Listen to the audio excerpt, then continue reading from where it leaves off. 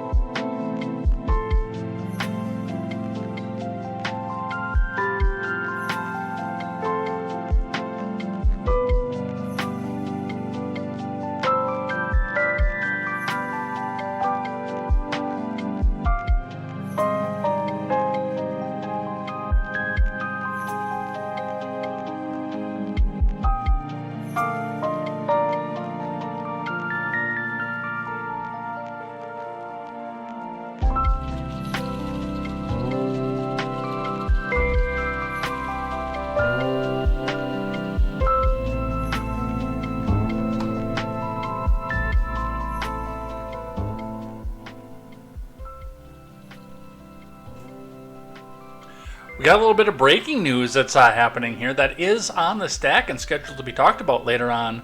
But wouldn't you know it, pretty much right after Joe Biden has a dismal, and when I say dismal, I mean dismal debate performance, we have Vanity Fair dropping an article dropping all the skeletons in RFK Jr.'s closet, including a favorite among mainstream conservative and Democrat candidates, or the people who run their campaigns against their political enemies. Oh no, he has a sexual assault allegation against him. You DeSantis people who think that they can't do that to him, you are fucking lying to yourselves, because they've already got, whether it's true or not, and I always defer to the same position for all Me Too claims, whether it be against a Republican or a Democrat, is I wasn't in the room. I don't know what happened between these two people. The only two people in the room that know what happened are the two people who are in the allegation, the person accusing and the accused. Those are the only two people who know what happened anywhere. But I guarantee you, and whether it's true or not, time and a jury of peers will tell, there is somebody waiting in the wings to say, Ron DeSantis touched me when he was 17. I didn't know what to do about it at the time. Because, hey, they waited until after this dismal performance to bring RFKs out. And that's a fucking Kennedy. These people are known for being philanderers. Marilyn Monroe. But that's what we have for that. It's going to be at the bottom of the stack. We've got a lot of stuff to go over here today, so strap yourselves in. Invite a few people over here because, hey, that's how we grow, is by word of mouth. Because, hey, YouTube is not going to promote this to the front page, I can tell you. Twitch actually does. occasionally. We do occasionally get to the front page on Twitch, especially if you guys do a lot of chatting, and I've noticed that as we go. So thank you as always for that, but we are going to get right down into it. Before we do, make sure you guys go check out great programming, such as The Daily Ignoramus and Overruled with KTZed, both great programming, great people. Hey, if it hadn't been for the job change I just did, I would probably be getting ready to go get in the truck and start headed for the Atlanta area. Even though I have dropped the name of the city on air, I will never do that again. But I would be getting ready to go head to the Atlanta area and go spend the 4th of July with KTZed. But, some people had some money and decided they wanted to do things, and it took care of all my vacation time. The payout's going to be nice, but that's not going to be there. But just because I'm not going there doesn't mean you shouldn't go and check that show out, because it's awesome. KTZed is very good at what she does. You guys should go check out that live stream. Also, announcement, and I've got the first guest lined up. A new project is coming. It's going to be audio only and pre-recorded. And I'm going to be doing more in-depth personal interviews. I'm going to be focusing on people who've either made drastic life changes or entrepreneurs. But I'm going to have probably a bunch of other people on as well, just to kind of talk about life and how they're doing. And hey, we might even get into some current events, because most of my friends like current events, and clearly so do I. But that's going to be coming up towards the end of July. I have 3 guests lined up, confirmed, ready to go. Dates to be determined, because they're going to be pre-recorded. But we will do a YouTube premiere live stream. Like, we're not going to live stream the conversation, but when the audio drops, and it's going to, like I said, it's going to be audio only. When the audio drops, it'll get premiered live on YouTube, so you guys can react to that. And I will try to get the guest in the live chat to answer any other questions that you guys have while we go. Otherwise, you can pick that up on your favorite podcatchers, tentatively going with a title of Ed Talk. So look forward to that coming up. All right, let's do this. We've got a lot to go over here today, and a little bit of time to do with that. And I've already burnt up 7 minutes filibustering, talking about what's happening in my life and everything we're doing. Let's get to the live chat. As always, the more you guys live chat, the more we get promoted out to the front pages, and I do check in with the live chat as we go. Palm is first, Mog is last, and Vong is the middle. Palm says Palm is one of those people. Well, Palm might have an advantage on getting the first chat, because Palm is sitting 20 feet away from me right now. So there's that aspect of things. Mog has the Apu Jammin', so thank you for that. Mog says, never thought Jill Biden Dr. Jill Biden was into necrophilia. But she sure is into fucking a dead horse. I thought Mog was going into a joke about Biden's ineptitude and his corpse-like appearance on the debate. Nope, the dead horse thing. That's awesome. Yeah, we are missing out on a fun time. It is a fun time indeed. Thank you, employer who will not be named on air. Although, I got a little bit of pay raise coming out of that, so I'm not going to complain too much about it. And there has been some rough spots, but I, in general, like the people that I work for. So there's that. Anyway, that's enough about me. Let's get in to the news. And we're going to start, as the title card suggests, with Trump versus the United States. We're going to start today with CBS News. Oh shit, we're not doing the presidential debate anymore. Hey, I promise I do this every week, and I know what I'm doing. I guess let's just take that tagline out of there. God damn it, I knew I forgot something. Alright, anyway. No time for on-air production right now. Supreme Court rules Trump has immunity for official acts in landmark case on presidential power. From Melissa Quinn and Robert Legare in CBS, and I've read through this article once already, and they are pretty fair in their coverage. They don't necessarily put the important parts up at the top where they need to be, because, well, they wouldn't let timing get in the way of a good narrative. So, of course, all the things that he's not immune from are down towards the bottom of the article. Because then we can run around and scream that he's immune from absolutely everything, because the Supreme Court said so. The Supreme Court on Monday ruled that former President Trump is entitled to immunity from federal prosecution for official actions he took while in office. A landmark decision at the height of an election season that further delays the start of his criminal trial in D.C. Look, this one was so big, and especially with all the people that were saying stupid shit about this over the last 2 days on X. I listened to Ben Shapiro, and I listened to Ben Shapiro for you. I don't like Ben Shapiro. And I listen to him for you because while I can't stand his positions, I think he's a war hawk, and I just in general don't like him. He is a Harvard-educated lawyer and very good at what he does in that aspect. And he's very good at explaining the lawfare and the legal parts of it to the lay people.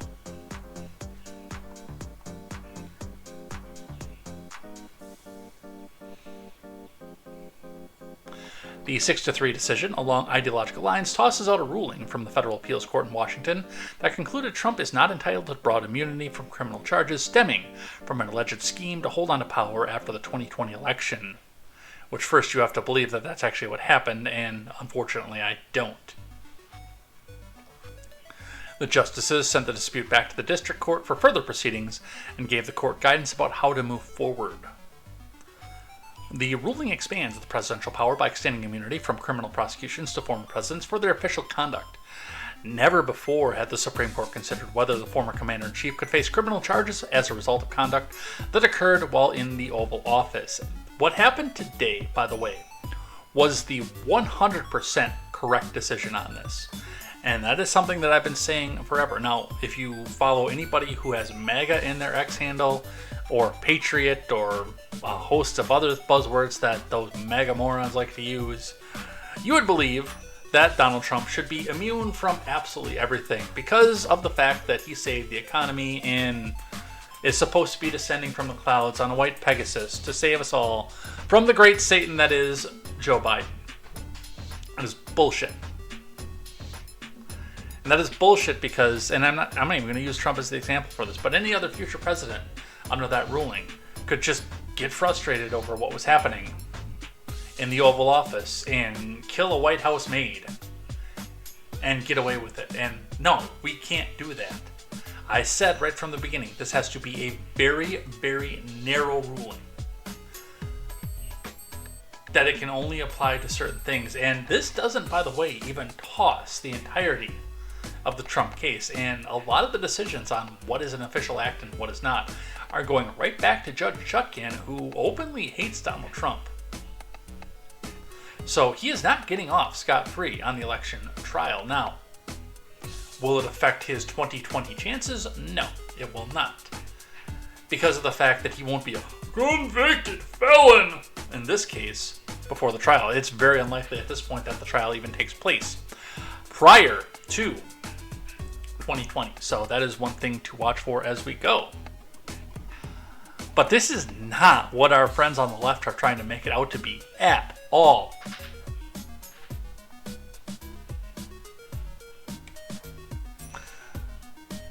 Palm says you've never been. Yeah, because we've only been seeing each other for a couple months, and like I only really go down there in July. Although I want to go down between Christmas and New Year's again one year, because that was a lot of fun.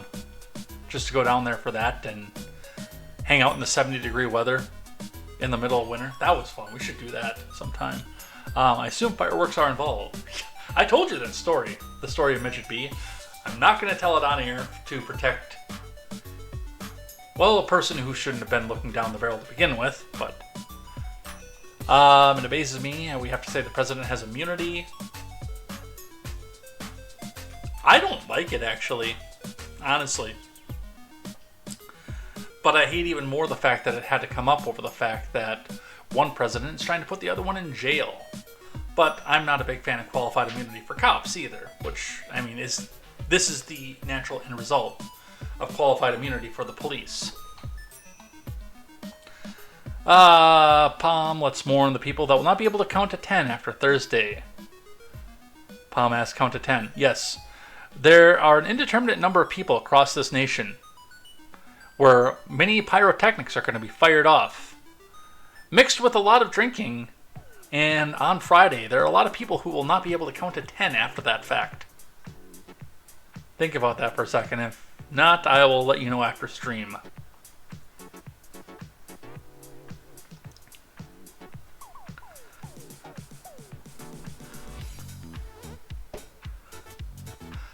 Let's see. Trump is the first to have held the presidency and faced prosecution. He's pled not guilty to 4 charges stemming from an alleged effort to subvert the transfer of presidential power after the 2020 election. The former president cheered the decision, calling it a big win for our Constitution and democracy. In a social media post, the special counsel declined to comment. President Biden criticized the decision in remarks from the White House, claiming it allows any president to ignore the law. No, that's the narrative that the left is trying to put out for this, but this does the furthest thing from that. Because yes, the federal judiciary and the Supreme Court is going to kick all that back. The federal judiciary still gets to decide what is an official act and what is not. I love these people, and I'm going to give you a spoiler alert to what's happening with this. I love these people who are coming out to try to say that, oh my God, no, this means that a president can go and murder his political adversaries and just say it's an official act. No, there's a check and a balance to that, which is what our founders intended to begin with.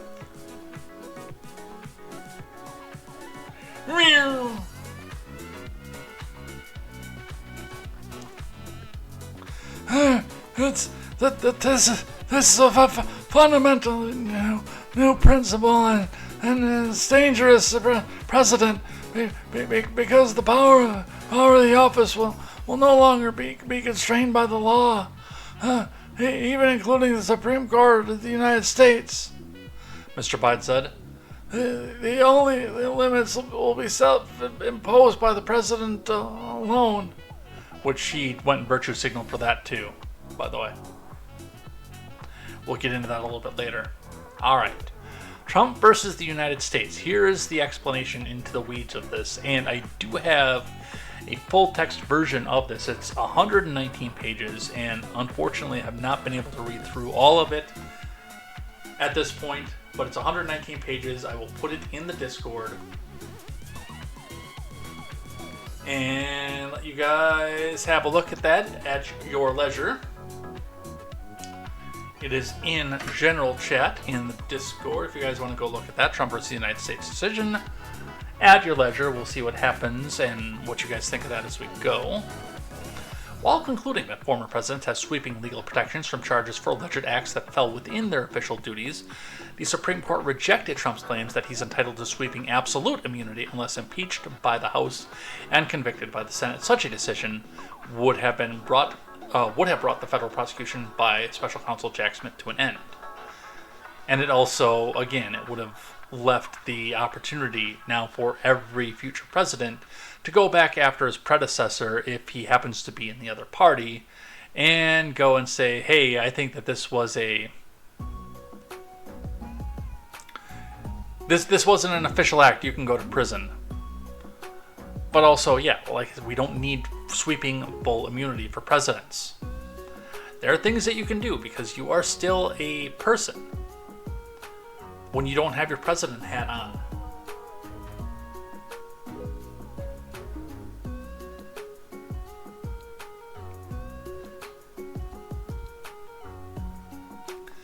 Chief Justice Roberts wrote the opinion for the majority. He divided presidential conduct into three categories. Official acts that are part of the president's core constitutional powers, like droning a terrorist in the Middle East who happens to be an American citizen extrajudicially.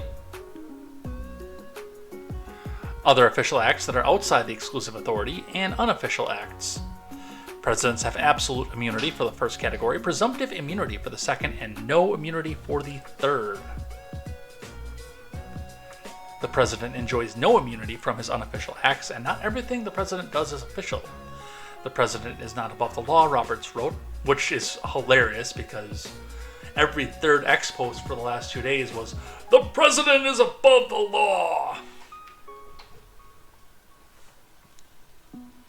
But Congress may not criminalize the president's conduct in carrying out the responsibilities of the executive branch under the Constitution.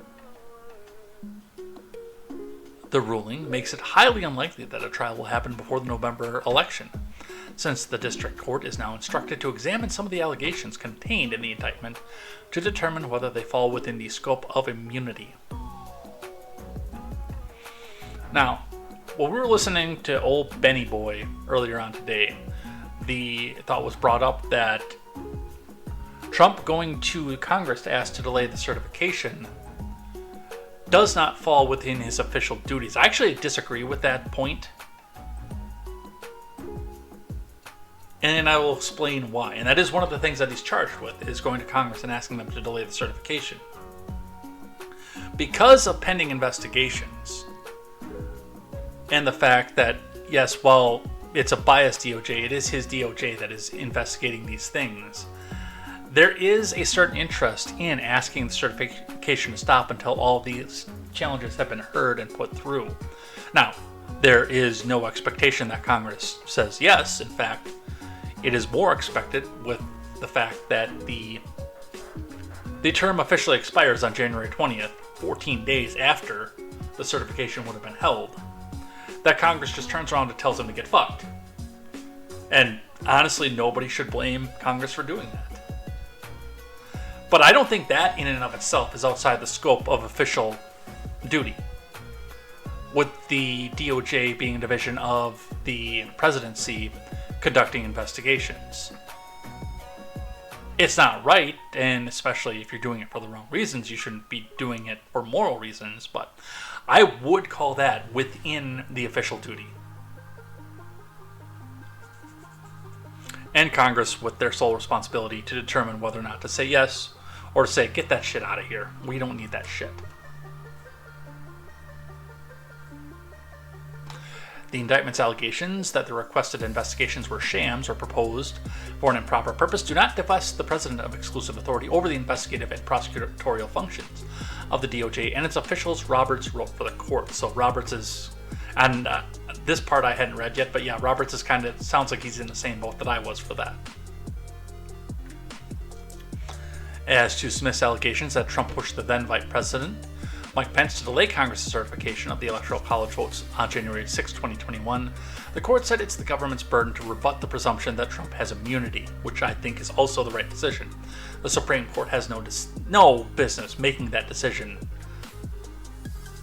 whole cloth.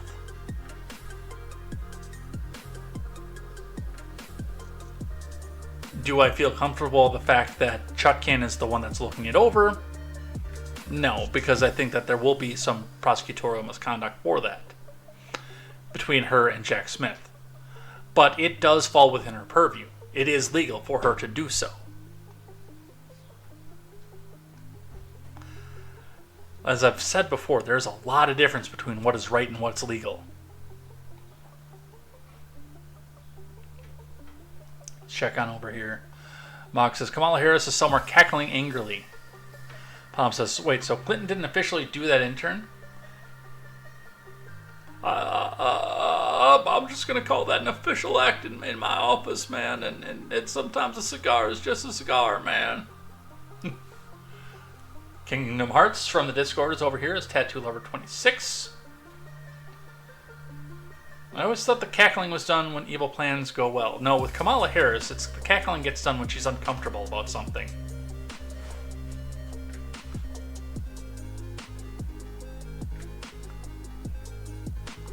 Regarding the rest of the conduct alleged in the charges against Trump, namely that he worked to organize false slates of electors, communicated with the outside attorneys to execute that plan, and urged his supporters to descend in Washington, on January 6th, the court ruled that any protection for prosecution may depend on the content of context of the allegations. I don't think that those would fall under the immunity that was granted under this. I don't think those would qualify as official acts. All right, let's get to the minority dissent, because that was where a lot of the hyperbole came from off of this. Joined by Elena Kagan and Ketanji Brown Jackson, Sonia Sotomayor wrote in the dissent that the decision reshapes the institution of the presidency by insulating presidents from criminal liability and accused the conservative majority of inventing a textual, ahistorical, and unjustifiable immunity that puts the president above the law. Except it didn't do that explicitly in the decision. It makes a mockery of that principle, foundational to our Constitution and system of government, that no man is above the law, the three liberal justices said. And again, Roberts said the exact words, quote for quote, word for word, that no man is above the law. He said those specific words.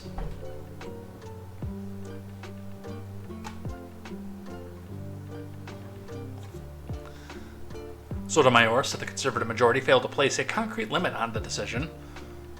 which it needed to because that should be reviewed on a case-by-case basis. That is correct, even though it acknowledged that a former president can be prosecuted for private conduct.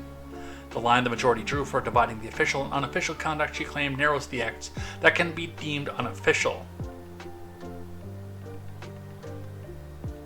No, they said, do your job, federal judiciary.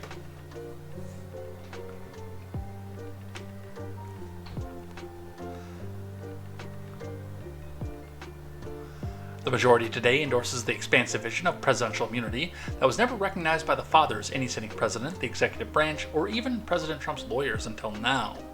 Sotomayor wrote, settled understandings of the Constitution are of little use to the majority in this case, and so it ignores them. She also rebuffed concerns that the threat of criminal liability would chill the actions of future presidents, and pointed in part to safeguards required for federal criminal prosecutions. The majority seemed to think that allowing former presidents to escape accountability for breaking the law while disabling the current executive from prosecuting such violations somehow respects the independence of the executive. Sotomayor wrote, it does not, rather it diminishes that independence, exalting occupants of the office over the office itself. Sotomayor called the decision deeply wrong and warned that it will have long-term consequences. The court effectively creates a law-free zone around the president, upsetting the status quo that has existed since the founding, even though it literally doesn't. Sotomayor cited several examples raised in the lower court proceedings to determine the contours of immunity and said that under Supreme Court's ruling, a president would be shielded from prosecution for ordering SEAL Team 6 to assassinate a political rival, organizing a military coup to retain power, or taking a bribe in exchange for a pardon. None of the three of those would be an official act, by the way. In every use of official power, the president is now a king above the law, she said. Sotomayor ended her opinion stating, with fear for our democracy, I dissent, because of course it's always our democracy. So there is a lengthy explanation, and yes, I probably went way longer than I needed to on just that one article. We're at, 28 minutes already into this? To let you know what happened with this and where it goes. Now, for everything that I just read and the lengthy time that I did so, Sean Davis sums it up beautifully in an extended X because he has a blue check and he can go that far. Sean Davis says, SCOTUS, you can't just throw your rival in prison because you don't like him. Democrats, so you're saying we can drop bombs on him? SCOTUS, you really can't even charge your rival with a crime because his presidency made you mad. Democrats, got it, so we can incinerate his house with him in it. SCOTUS, the Constitution protects officials from being terrorized with lawfare for official actions they undertook while in office. Democrats, makes sense, so we can officially assassinate everyone we don't like. SCOTUS, prosecuting a politician because you don't like his politics will destroy our country, and we're not going to allow it. Democrats, roger that. So what you're saying is we are officially allowed to eliminate Trump at the Supreme Court as long as we, say it's official and stuff. That's beautiful, man. That is exactly the way that I would have put all the stupidity that I've seen for the last 2 days. We've got a pair back to back from Axios on this one. Jack Smith faces painstaking process to keep Trump indictment alive. From April Rubin. Special counsel and professional weird person Jack Smith and former President Trump's lawyers will enter a war of attrition with evidence in the January 6th case to determine what's considered an official presidential act. Even though anybody with a brain, any working knowledge of the law, can tell you what is not an official act at this point. Why it matters. The Supreme Court ruled that Trump has immunity for official acts. What they're saying. Chris Matai, a former federal prosecutor for the District of Connecticut, said the Monday SCOTUS ruling was like a sword with two very sharp blades. He listed one that carves out a huge amount of conduct from being prosecutable, and another which then slashes away the type of evidence the government could use to prosecute that small band of conduct that can now be called an unofficial conduct.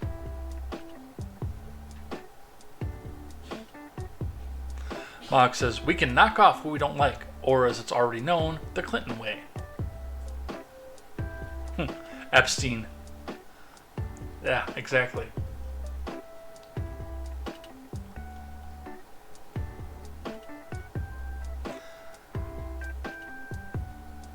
Shan Wu, a former federal prosecutor in D.C., called that a very confusing part of the opinion. Okay, talking about, let me go back up a couple points here.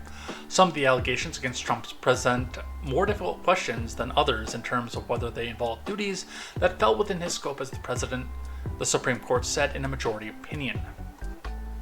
Official actions can't be used as evidence in demonstrating criminality in unofficial actions, the court determined. Shan Wu, a former prosecutor, called it a very confusing part of the opinion. The indictment includes Trump's communications with DOJ officials, White House officials, state officials, private parties, and the general public. And again, depending on what it is you're charging, some of that is going to be admissible and some is not. 99.9% of it's been sent back to me to make more findings, Wu said. The court could hold hearings like mini-trials on whether certain evidence should be allowed, he added. So, it is very unlikely that this case comes before Election Day.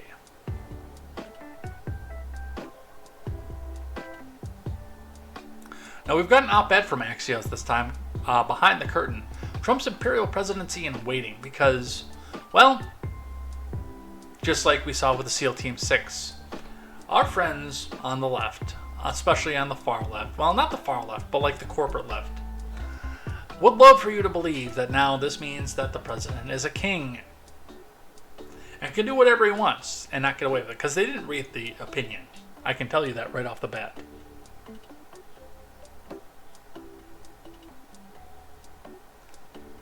If they did, they would know that everything in this article and the next few X's that I'm going to show you is pure, unadulterated bullshit. Jim Vanderhei and Mike Allen reporting. Former President Trump, if reelected, plans to immediately test the boundaries of presidential and governing power, knowing the restraints of Congress and the courts are drastically looser than during his first term, his advisors tell us. Unnamed sources, of course. It's not just the Supreme Court ruling on Monday that the president enjoys substantial legal immunity for actions in office. Trump would come to office with a cabinet and staff pre-vetted for loyalty, and fully compliant Republican coalition in Congress, devoid of critics in positions of real power. You know, just like every other president that came before him already had.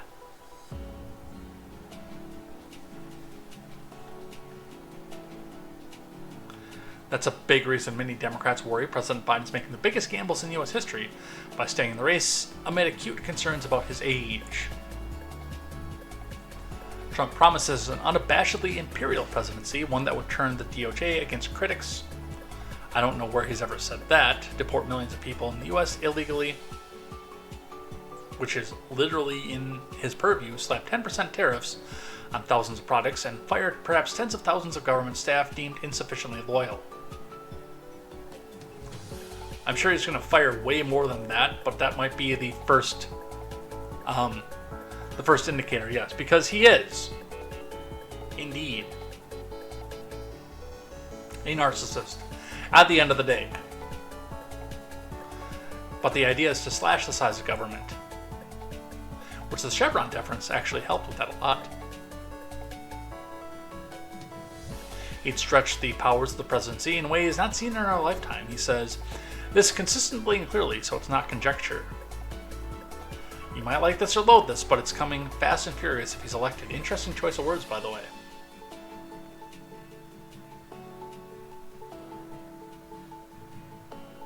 So, if re-elected, Trump would quickly set up vast camps and deport millions of people in the U.S. illegally. He could invoke the Insurrection Act and use troops to lock down the southern border, in spite of the fact that he has been historically lax to do so.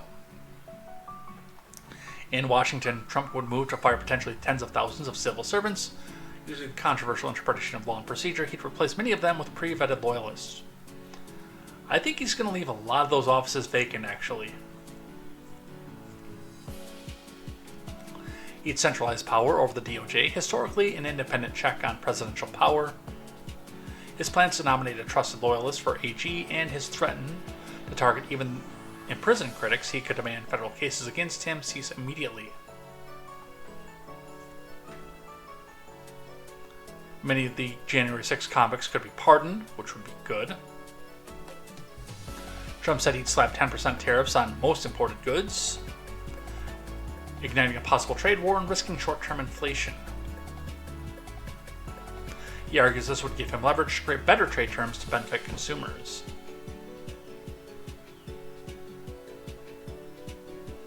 And a host of other things that a lot of people are saying are going to happen. So let's look at some of the reaction here. Oh, I got to bring this back up because I reported this one. Harry Sisson on the first one. Secret Service. I want it to be on record that I'm quoting this, and I'm not actually suggesting any of this happen. Harry Sisson, who is a paid Democrat operative, X's out. According to the Supreme Court, Biden could now send in SEAL Team 6 to take all of them out. He could send in the military to take out Trump. He has immunity for official acts now, even though none of those things are official acts. But this is the kind of hyperbole that people in that realm want their followers to believe. Like it or not, there is going to be an assassination attempt before November. I don't know if it's going to be successful or not. But like it or not, we're going to see an assassination attempt at some point. I don't think it's going to be the government. I think it's going to be one of these whacked out, brain dead kids who have been fed propaganda for years at this point, saying that this person's going to put you in prison and he's going to end the free world as you know it. And all of your gay friends are going to be put in prison for being gay, and he's going to sign an abortion ban, even though he said outright that he's never going to do that, and all this other stuff. And yeah, one of these fucked up morons is going to take a shot. But no, none of these qualify as an official act. What else do we have?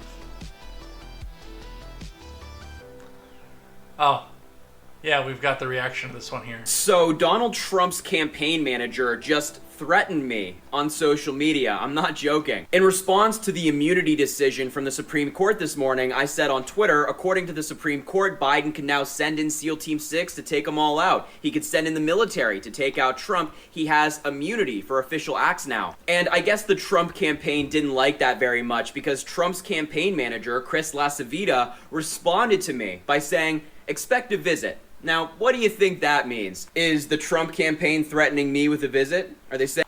It probably, by the way, means that the Secret Service is going to come and have a knock on your door here, because you've just asked the government to go and murder the former president, who is entitled to Secret Service protection for the rest of his life. And yes, they do have to take that shit seriously. Saying they're going to send their guys to my house to try to keep me quiet so I won't advocate against their candidate? Is that what he's implying here? No. You know, I'm just using my First Amendment rights to tell them how awful their candidate is. But of course, the Trump campaign doesn't believe in all that. Trump said he wants to be a dictator on day one. This really is the perfect summary of the Trump campaign. Their candidate is so terrible that they have to resort to tactics like this. But here's my message to Chris LaCivita and the entire Trump campaign. No. I won't be quiet. The tens of millions of Americans who don't support Donald Trump won't be quiet either, because we see Donald Trump for what he is: a con man, a fraud, and a convicted felon. No, that's not what any of that meant. And you know it. And while I was out over the weekend, I saw soybean fields, with less soy than we just saw on the screen.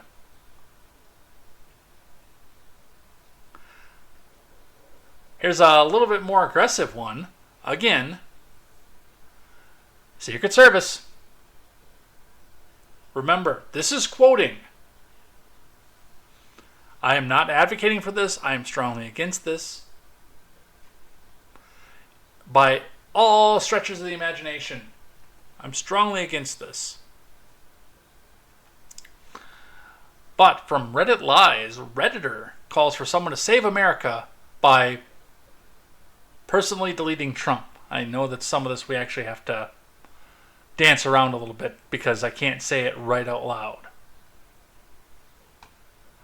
Let's see. Lewis the Fox says, we got to delete Trump. There's no other choice left. We have to. There's just no other option. Otherwise, this country will die. I can't believe I'm saying this, advocating for the disappearance of Trump. Those of you who are not on the audio platform can see the words that are actually there that I'm paraphrasing away from because, well, I don't want to see the Secret Service like Mr. Sisson is about to. But it legit, the only option left to save the country. Somebody please get rid of him. I beg you, please. Don't let us all suffer anymore. The demon must go. Fair Blamer replies for an update and says, the other choice is for enormously wealthy Democrat elites to recognize the potential catastrophe they and their bank accounts stand to endure should America truly descends into the depths of fascism, which these people don't know what that word means, and we know is possible/likely when Trump wins. Then, at least, it might be possible for another candidate to gain the establishment's support enough to beat Trump. Lewis the Fox replying, there's no other choice. Trump has to go away. He is going to win now. Someone has to save America and get rid of him. Don't come visit me, Secret Service. That was a quote.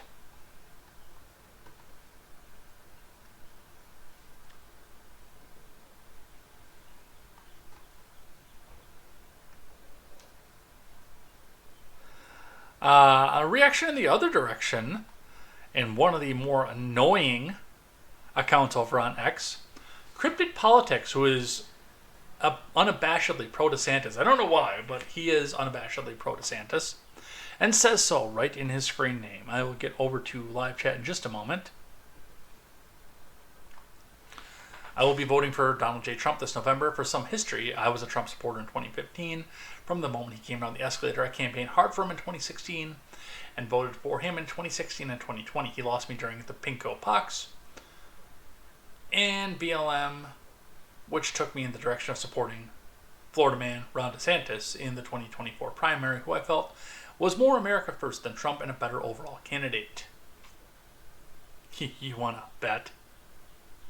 While I've been extremely skeptical and critical of Trump and remain so on certain points, I have said that his debate performance would go a long way towards whether or not I would vote for him. He nailed it last night and showed a sufficient level of seriousness and self-control to win my vote. RDS has already endorsed Trump and offered a glowing remarks last night regarding his debate performance and vision.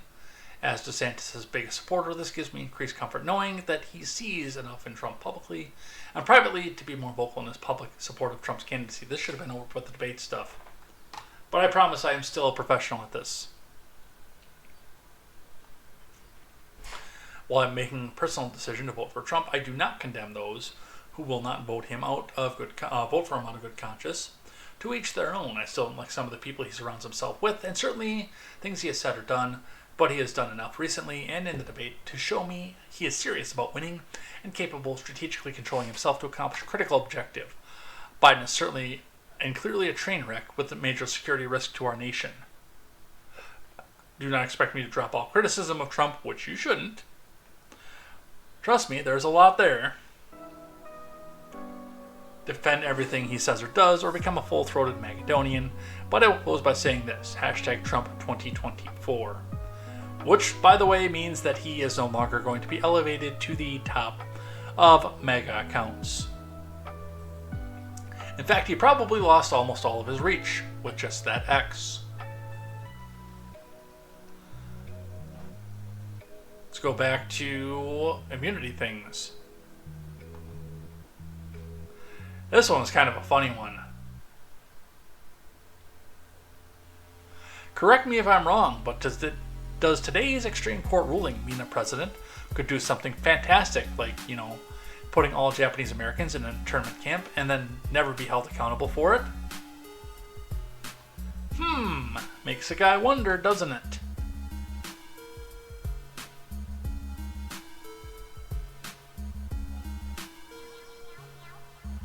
Alright, let's check in with live chat here. Going back to Epstein. It's like the paintings in my living room. Well, they didn't hang themselves. The president is a king and Lindsey Graham is a queen, says Mogwai. Nice. I mean, he has a lot of power like a queen. Power bottom, maybe. Palm says, don't compare Graham to Queen. Did we get a pop for Caps? I can correct that. You might not have because you're an admin. Yeah, no, it didn't.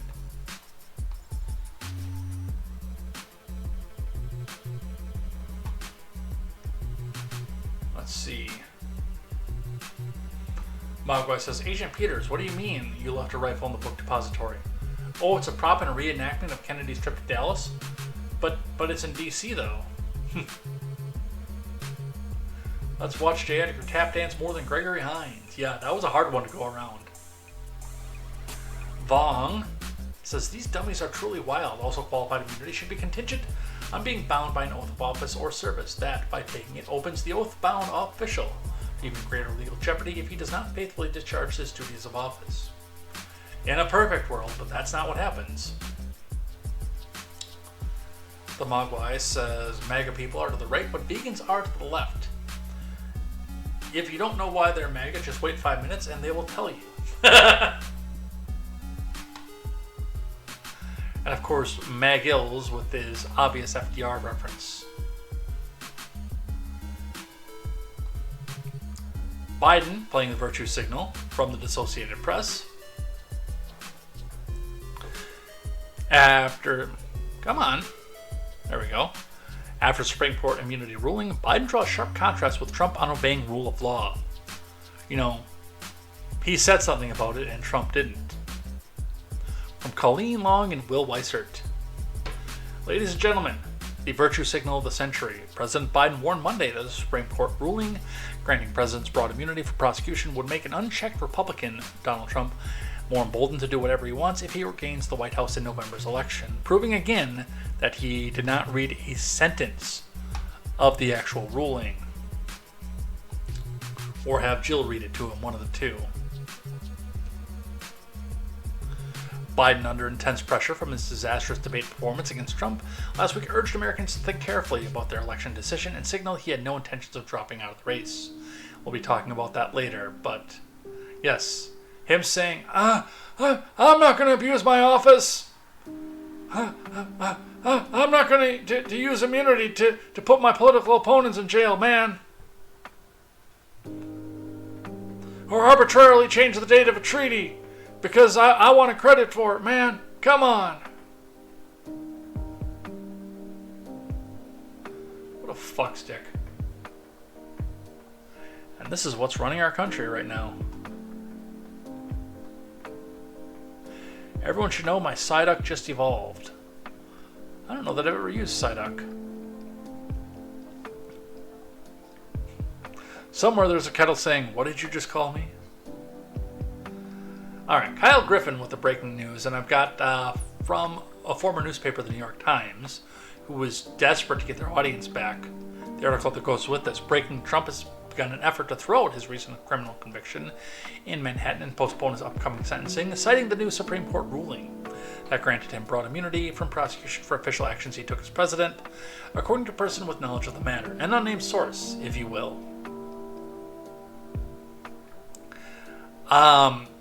Honestly, now this is going to delay the case to get it past the RNC. But I don't see this one actually going anywhere because fucking Stormy Daniels, whether he did or not, and only he and Stormy Daniels were in the room, so they're the only two people who know about what happened there. It's not an official act. Having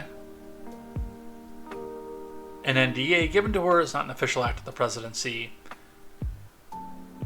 And paying Michael Cohen's legal bills is not an official act of the presidency. So this one I don't actually see going anywhere.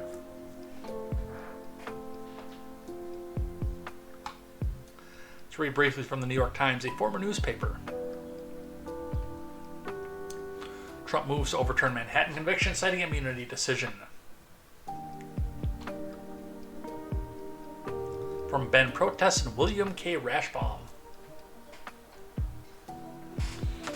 Trump began an effort on Monday to throw out his recent criminal conviction in Manhattan and postpone the upcoming sentencing, citing a new Supreme Court ruling that granted him broad immunity from prosecution for official actions he took as president, according to a person with knowledge of the matter. An unnamed source again. No, Mog's cat is named unnamed sources. Actually, I think it's anonymous sources. Wasn't it?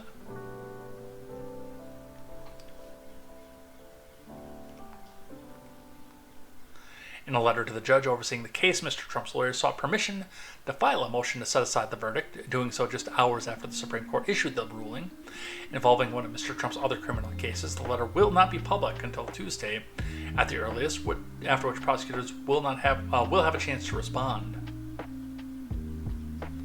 The move came 10 days before the judge was set to sentence the former president for his crimes in Manhattan, where a jury convicted him on 34 felony counts. Again, and Bragg is playing along with this. He's going to come in and humor this. I don't see this one going anywhere,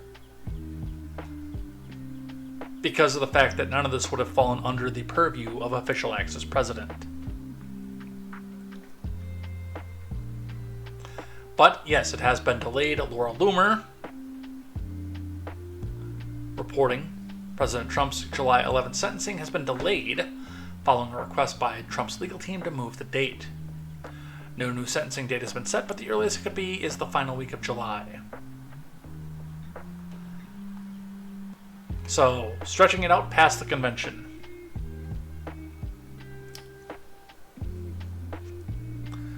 Vong says we don't even allow oath-sworn officials to be prosecuted for violations of their oath. Such oaths should be worded so that they create explicitly defined ways in which the official can be criminally prosecuted.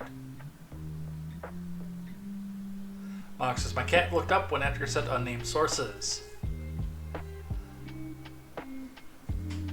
which we discussed there in just a moment. All right. So yes, that has been officially delayed at this point.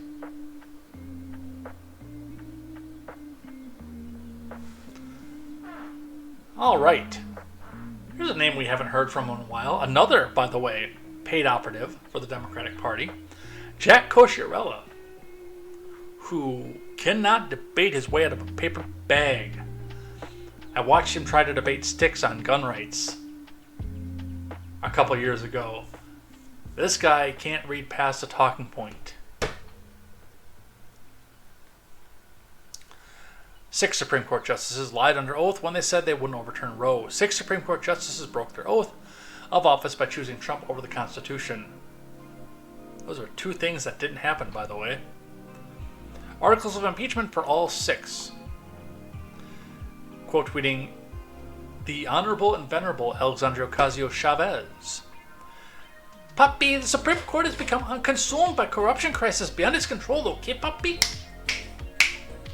Today's ruling represents an assault on American democracy. It's up to Congress, okay, puppy, to defend our nation from this authoritarian capture. I intend on filing articles of impeachment upon our return, okay?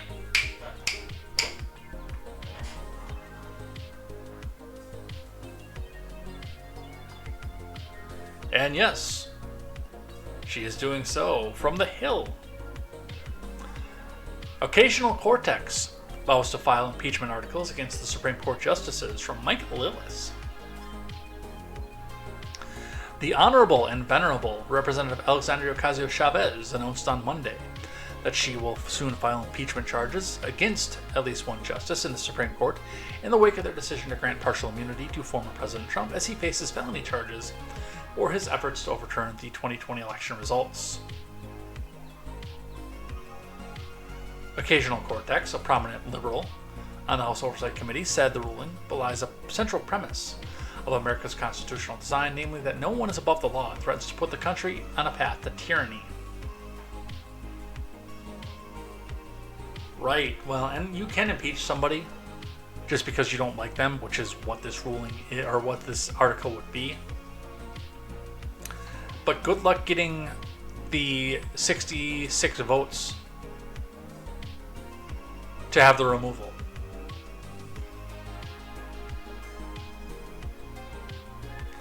Isn't it amazing how much more impeachments have come up in the last 5 or so years? Isn't that weird?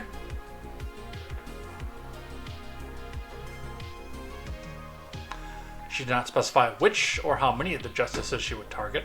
Her office did not immediately respond to questions seeking clarification on Monday. I mean, if she keeps this up, she might have more impeachments than under her belt than Marjorie Taylor Greene. So, that is your immunity news, but we've got more Supreme Court news. We're almost an hour in. One article again. From Julie Kelly. In a massive victory for J6 political prisoners and an unprecedented defeat for corrupt Biden-Garland Monaco Graves, SCOTUS has overturned the DOJ's use of Statute 1512, subsection C, paragraph 2, obstruction of an official proceeding in J6 cases. This means that the DOJ has unlawfully prosecuted 350 plus Americans for their participation in January the 6th, a flagrant abuse of the law to punish those who protested Biden's election and criminalized political dissent. It also, I think, takes away the felony modifier for most of them, leaving them in a position of misdemeanor criminal trespass, possibly felony vandalism, because in most cases of vandalism that did occur, did come out to over the felony threshold.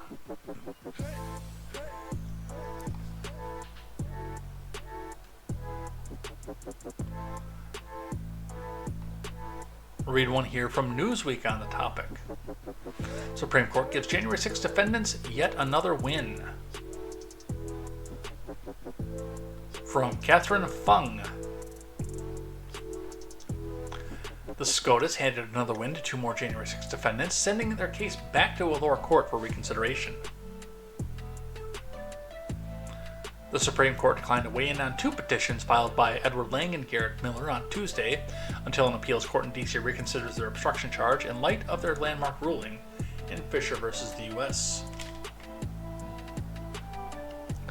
The judgment is vacated, and the case remanded to the U.S. Court of Appeals for the D.C. Circuit for further consideration. In light of Fisher v. U.S., the court's order list reads: the Supreme Court issued its ruling in Fisher on Friday, agreeing that the federal prosecutors went too far in bringing obstruction charges against January 6 defendants. It was the first capital attack case that the court agreed to hear since the riot took place in 2021. Over 300 defendants have been charged with obstruction for an official proceeding in the wake of the attack. More than 100 have already been convicted. One of them, by the way, being Mr. Stephen Ignoramus himself, and received prison sentences for an identical charge, which carries a prison sentence of up to 20 years. Lang's attorney, Norman Pattis, previously told Newsweek that the use of the obstruction charge was an abuse of federal penal code. Newsweek reached out to Lang in light of the Thursday's order list for comment.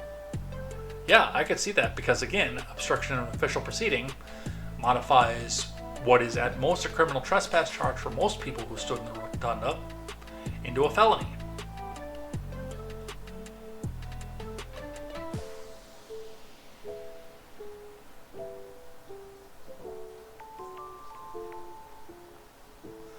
So that'll be fun to see. And yet another piece of busy week for this. The Supreme Court had another win. From the BBC, the Chevron deference, why it mattered. From Anthony Zurcher, Nada Tawfik, Lisa Lambert, and Kayla Epstein. No, not that Epstein. The Supreme Court, in a 6-3 vote, killed a legal precedent that conservative judges have attacked for decades, known as the Chevron deference. Today, the court places a tombstone on Chevron that no one can miss. Neil Gorsuch, one of the most conservative members, wrote, "The deference set in 1984 in a case involving the oil giant gave federal agencies wide powers to interpret laws and decide the best ways to apply them. Instead of Congress defining them.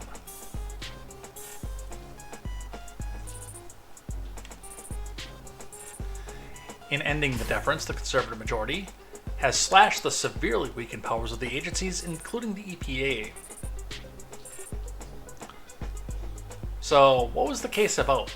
Well, Chevron deference may sound like a chess strategy. It actually refers to a landmark Supreme Court ruling, Chevron versus Natural Resources Defense Council, NRDC. The court decided in '84 judges should defer to federal agencies in interpreting ambiguous parts of the statutes. The idea was that if Congress passes a law where something is unclear or there is a gap, it's up to the agency to fill the gap, which is wrong, by the way. In practice, that gave the arms of the federal government, such as the EPA, the freedom to create and implement rules without fear of protracted legal battles. Then, in 2020, herring fishermen entered the chat. That year, the Trump admin began requiring that they cover the costs of taking federal monitors on fishing trips. Boy, that sounds like another way to try to force a case up to the court.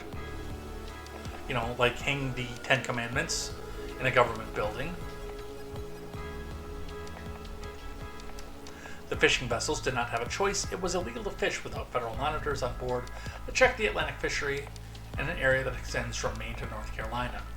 Yeah, but if you are going to require the law, then you are required to enforce it. So it's not on the fishermen to pay the inspectors. Government, that shit's on you. But again, when we see situations like this, you know that they put that in there so someone would come back and sue. I know it.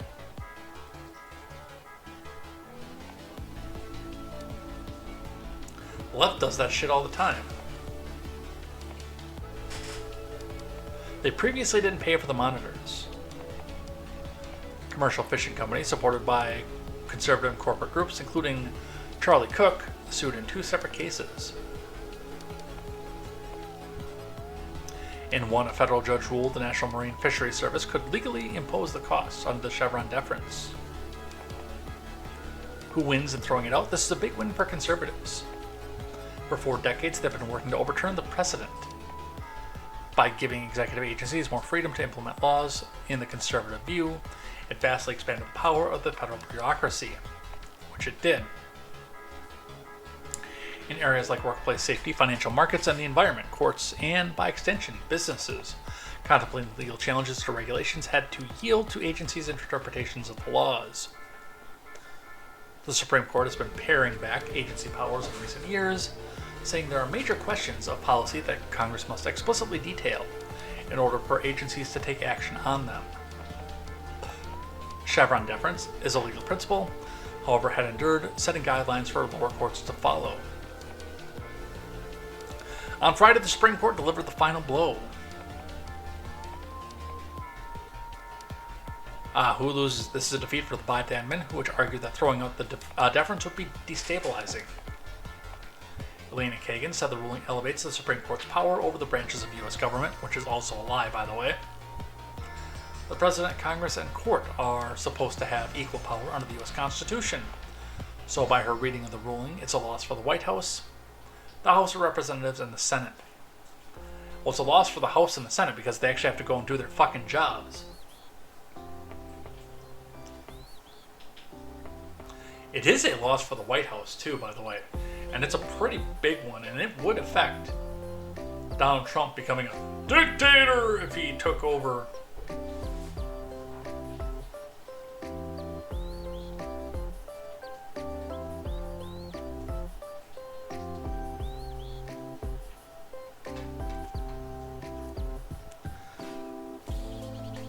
Advocacy groups also saw it as a setback for clean water, public health, fair lending, worker safety, and other areas where people rely on federal help.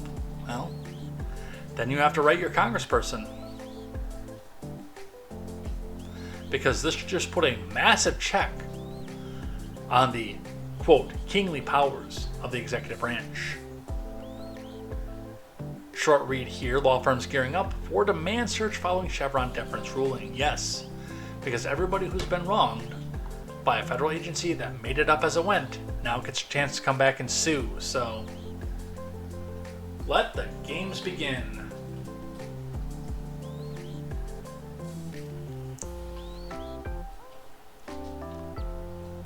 And yes, even Politico agreeing with me here that justices just shackled Biden and every future president and created new messes for Congress to solve.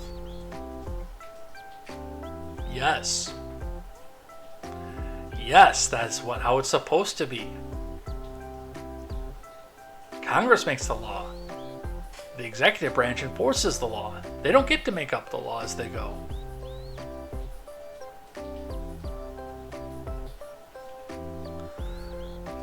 And in other major Supreme Court decisions,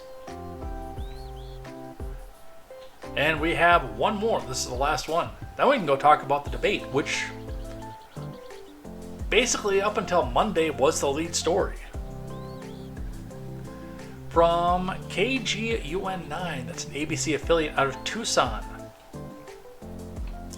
Supreme Court gives cities more power to arrest the homeless. From Craig Smith. Cities have more authority to find and arrest homeless people because of the Supreme Court ruling that came out on Friday. SCOTUS has just ruled that cities can make it illegal to sleep on public property. But the question is, how will the city of Tucson apply that ruling to homeless issues here? We were talking about homeless challenges with the head of the Tucson Crime Free Coalition when a large group noticed our camera and rushed out of a culvert under Oracle Road. Soon after the group scattered, Kevin Daly said, "I can't even imagine the living conditions if I go in there and look at the sanitary conditions. Are they living in their feces in there? Is there urine?" Daly says so many homeless people refuse shelter and drug and mental health treatment that he hopes if a homeless person is breaking the law, the city of Tucson will use the Supreme Court ruling to order them into treatment. We're not interested in criminalizing homelessness. That's not it. It's people that are committing crimes to support their drug addiction. That's what we're feeling unsafe about. But if we address just that alone, if we address people that are committing crimes to face their drug addiction, we could probably make a lot of progress and we'll learn so much. Now, I am not a fan of government intervention by any stretch of the imagination or anything. But what I will say about this is this. Under most cases, when they say criminalizing homelessness, what they are likely going to do is impose a fine for trespassing on the vast majority of people and only take into custody when it's going to be a repeat offender. But even if you're giving a fine to somebody for what would be essentially a trespassing charge for sleeping on the street, you've now got that person on your radar, and if that person is in a situation where they're hooked on drugs and can't afford any sort of living outside of trying to support their habit and they can't afford a roof over their head, now you've got your eye on these people where if you did agree with government intervention, you could start assigning a social worker, bringing a person in, getting that person treatment, helping that person get off the drugs that are sapping their livelihood. There are advantages to doing it this way instead of just letting the people congregate wherever the hell they want. Even if you are a strictly anti-government person like I am, you can still recognize where some of the benefits are. Now, of course, if a city is going to come out and criminalize homelessness, as end quote that they're saying that these cities are doing, then it is on the people who vote for the aldermen and also the state's governments as well to make sure that there is something there. If they want these people out of homelessness and into treatment, if that's what they want in their jurisdiction, it's on them to vote for the people that they want to do so at a local level. Local elections matter. The KTZed is here. Welcome in.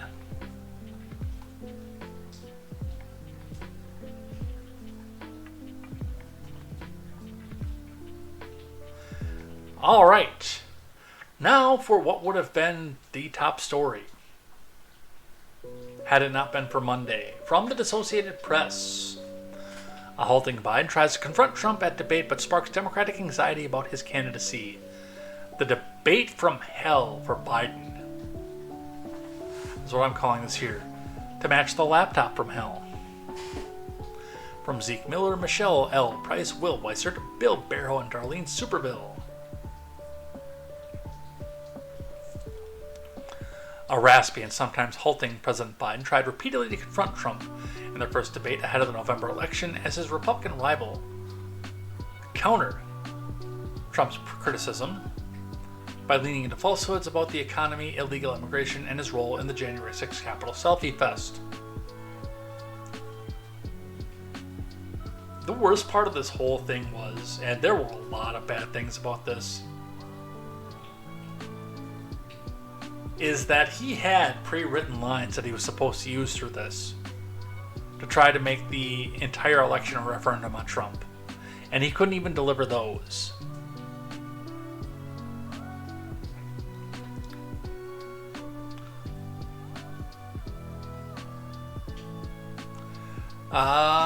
Crystallized the concerns of many Americans that at 81 he's too old to serve as president. It sparked a fresh round of calls for the Democrats to consider stepping aside as the party's nominee, as members of his party fear a return to Trump to the White House.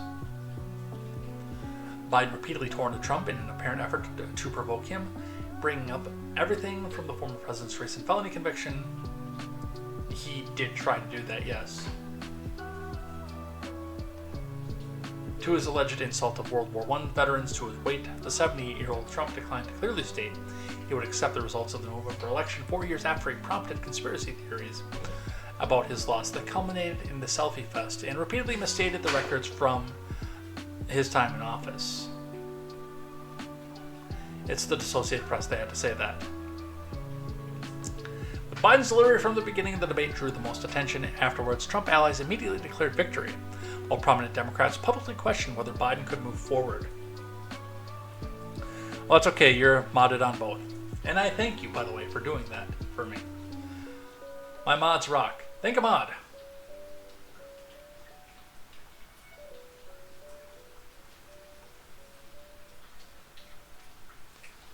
I think the panic had set in, said David Axelrod, a longtime advisor to former President Obama, immediately after the debate about Biden's performance. And I think you're going to hear discussions that I don't know will lead to anything, but there are going to be discussions about whether he should continue.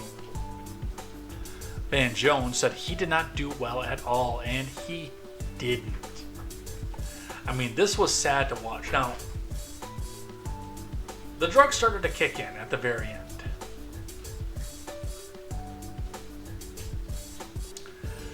They did. And he started to pick back up, but I mean, he couldn't get out. Like, the guy just looked like he was half asleep, like he was out. He had no control over his voice. He stuttered. He couldn't tell the difference between a million, trillion, and billion. This was rough to watch. This was hard to watch. Definitely. One of the things, and they'll talk about the rules in a later article that I have up here, is I think that the rules thing that they tried to do to try to convince Trump not to agree to it backfired on them. I do. Legitimately. I think there was a major backfire on them that said, now he can act presidential. If he's not running around trying to interrupt and try to interject and point out the record, if he knows his mic is off, why would he even try to sit back and talk? Why? Why would he ever do it?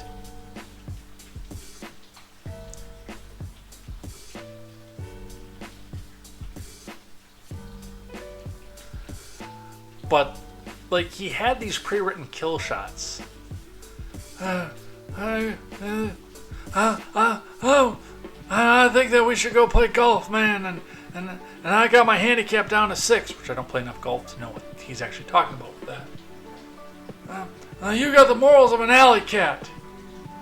And I love how many people are trying to push that and astroturf that back up.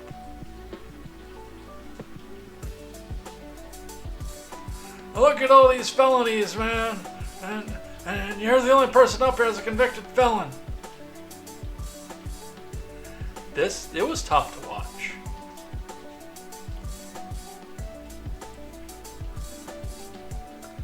Let's look at the false claims that were made. Or at least what the Associated Press considers to be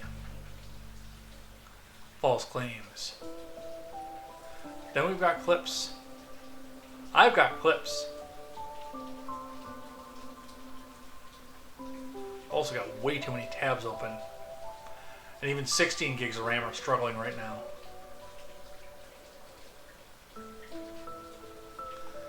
From the Associated Press, here's a look at some of the false claims made during Biden and Trump's first debate. Let's have a look at what they bring up. January 6th. They talk about a relatively small number of people that went to the Capitol, in many cases were ushered in by police. The facts. That's false. The attack on the Capitol was the deadliest assault on the seat of American power in over 200 years. Which is technically true. One person died.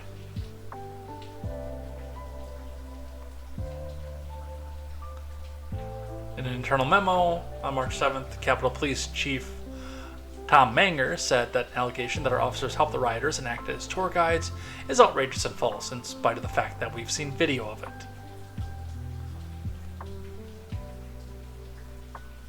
A Capitol Police spokesperson confirmed the memo's authenticity to the Associated Press, in spite of the fact, again, that we've seen the video. That's part of the reason they took Stephen Ignoramus's video down, is because, well, there was clearly a spot where the police officer was holding the door for Stephen and waving him in. I watched that happen.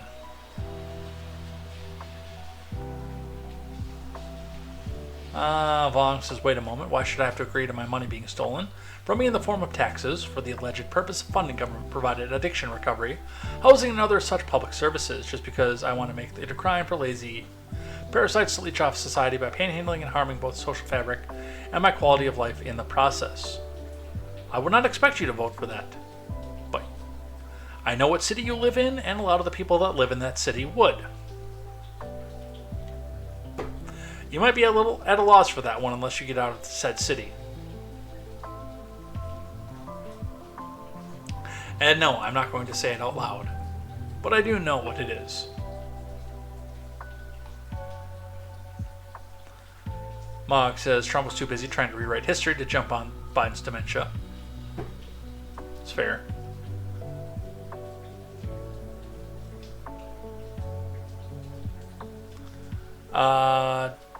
KTZed says, I know that if he has time to lower his golf handicap, he should be spending that time to study inflation and lower that. Mogg says this debate was a badly written SNL skit. And Mogg says if someone gets deleted before the election, it will win that part of the election.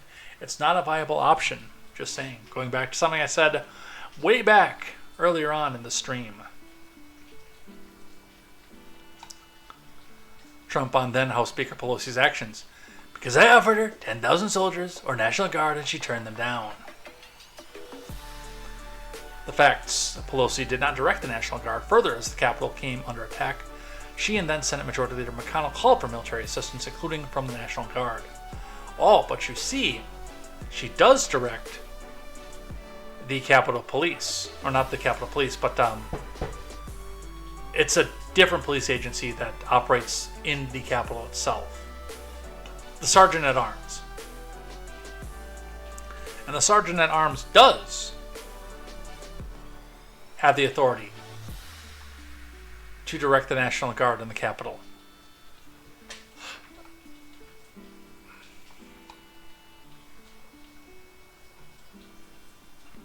I lost my train of thought there for a second. I might have been turning into Biden. Taxes and regulations. Trump on Biden. He wants to raise your taxes 4 times. The facts. That's a lie. Trump has used that line at rallies, but has no basis in facts. Biden actually wants to prevent tax increases on anyone making less than $400,000, which is the vast majority of taxpayers.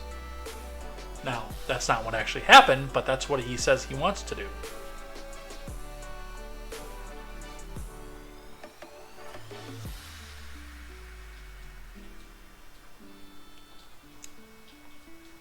More importantly, Biden's budget proposal does not increase taxes as much as Trump claims, though the increases are focused on corporations and the wealthy.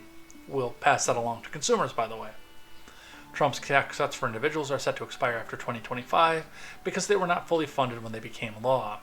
And, by the way, a reminder to that is that's the Associated Press admitting that it didn't just go to the wealthy.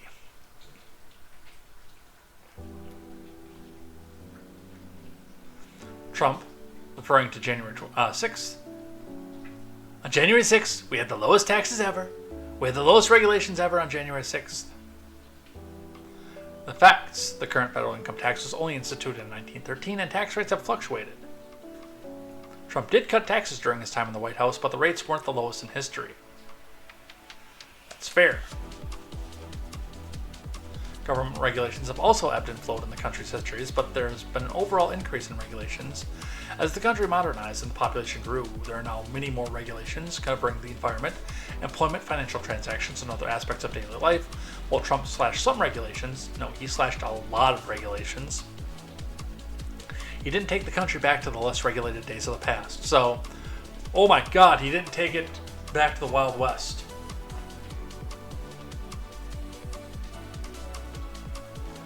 And it just goes on that. What else do we have? Let's just look at clips. And I'm going to take a drink while we're doing that. Alright. Trump hits Biden for not firing failed admin officials. This guy hasn't fired anybody. From Ryan Saavedra. Let's watch. The general got fired because he was no good.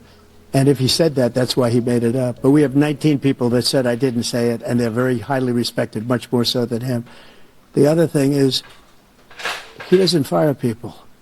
He never fired people. I've never seen him fire anybody. I did fire a lot. I fired Comey because he was no good. I fired a lot of the top people at the FBI, drained the swamp. They were no good. Not easy to fire people. You'd pay a price for it. But they were no good. I inherited these people. I didn't put him there. I didn't put Comey there. He was no good. I fired him. This guy hasn't fired anybody. He never fires. He should have fired every military man that was involved with that the Afghanistan horror show, the most embarrassing moment in the history of our country. He didn't fire. Did you fire anybody? Did you fire anybody that's on the border, that's allowed us to have the worst border in the history of the world? Did anybody get fired for allowing 18 million people, many from prisons, many from mental institutions? Did you fire anybody that allowed our country to be destroyed? Joe, our country is being destroyed as you and I sit up here and waste a lot of time on this debate. This shouldn't be a debate. He is the worst president. He just said about me because I said it. But look, he's the worst president in the history of our country. He's destroyed our country. Now all of a sudden he's trying to get a little tough on the border. He came out with a nothing deal, and it reduced it a little bit, like this much. It's insignificant. He wants open borders. He wants our country to either be destroyed or he wants to pick up those people as voters. And I don't think we just can't let it happen. If he wins.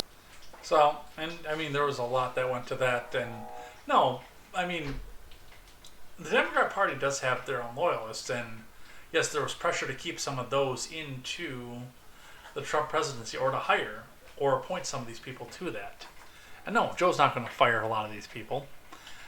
Unfortunately, the other issue that is with that clip, though, is that was on a question about making childcare more affordable.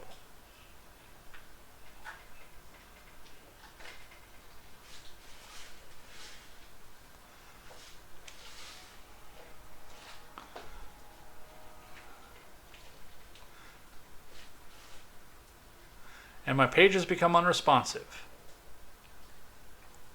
It's okay, we'll go to another one.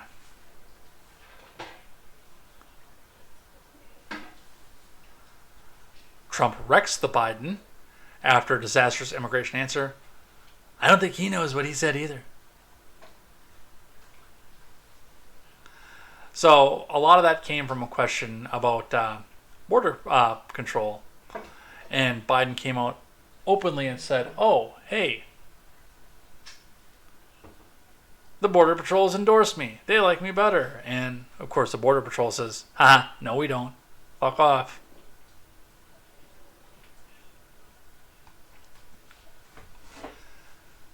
But let's have a look at what that was. The total initiative relative to what we're going to do with more Border Patrol and more asylum officers. President Trump? I really don't know what he said at the end of that sentence. I don't think he knows what he said either. Look, we had the total initiative relative to what we're going to do with I wish they more would have Border stretched that Patrol out a little bit and further. more. Because he was struggling way before that. I mean, the clip that they chose to use on that one actually seemed somewhat coherent.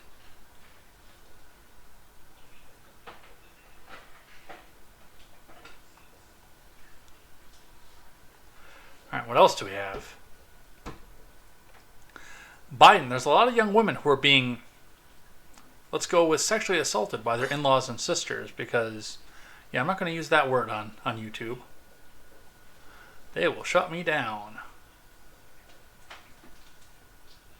Biden made a disturbing claim during his disastrous presidential debate on Thursday night, saying there are a lot of young women who are being assaulted by their in-laws and their brothers and their sisters.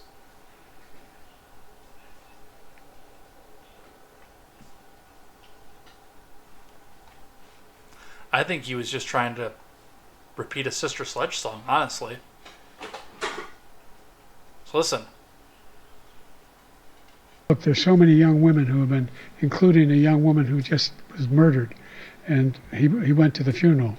The idea that she was murdered by an immigrant coming in, they talk about that. But here's the deal: there's a lot of young women who are being raped by their in-laws, by their spouses, brothers and sisters, it's just ridiculous, and they can do nothing about it. And they try to arrest them when they cross state lines. Thank you. There have been many young women murdered by the same people he allows to come across our border. We have a border that's the most dangerous place anywhere in the world, considered the most dangerous place anywhere in the world. And he opened it up, and these killers are coming into our country, and they are raping and killing women.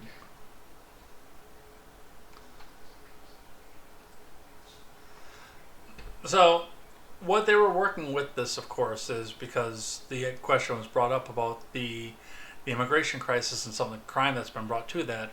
And because Roe polls so well for Democrat partisans and independents, possibly even slightly better than the border, the attempt was made in this to try to push the immigration question back to Roe. Because, I mean, Biden is failing full out on the immigration question. And he has been for pretty much the entirety of all of this.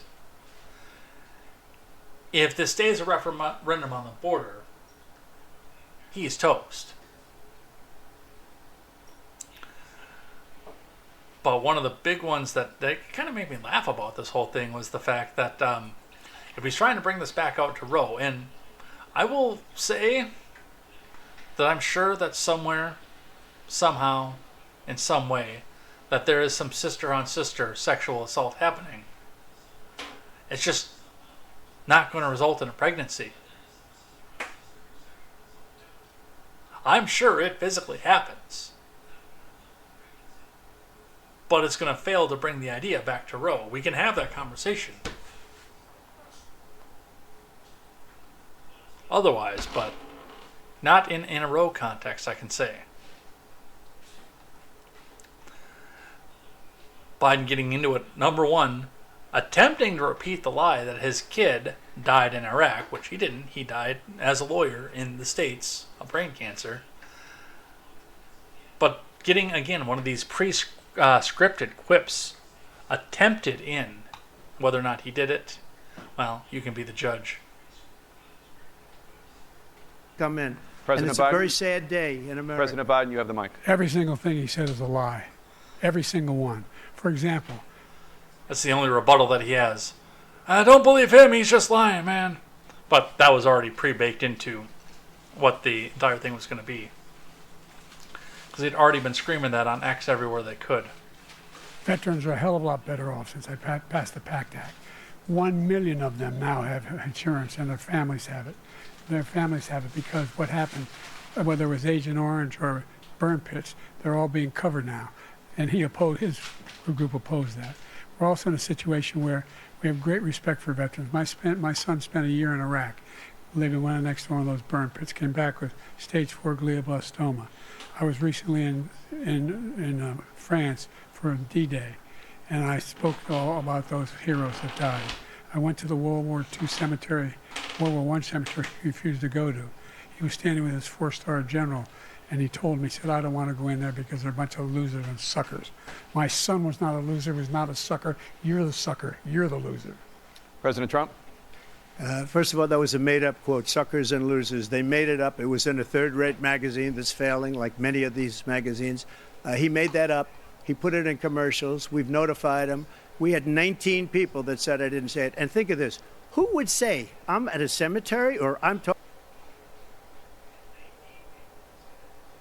Oh, God, I hope I didn't about lose our my veterans? signal. Because nobody's taken better care. I'm so glad this came up, and he brought it up.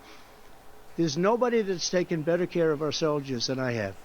To think that I would, in front of generals and others, say suckers and losers. We have 19 people that said it was never said by me.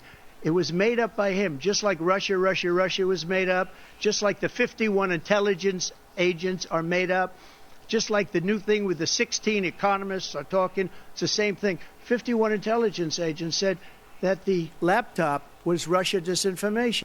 All right, and that's all that I need out of that one. So that was a pre-canned line that was written for Biden during his debate prep at Camp David for something that has never ever been verified. And it's one of the things too that, like, we get so much from anonymous sources. Now, this source was actually named, but it's his word against 19 other people that said no, that never happened. And General got fired after the fact, after he came up with this. But regardless, he's coming in here screaming suckers and losers. And, well, apparently nobody else in the world heard it, including the 19 other people that were around Trump at the midst of that one. But, again, it was to try to bring his son back around and try to call Donald himself a sucker and a loser, apparently. All right, let's see what you guys are saying here.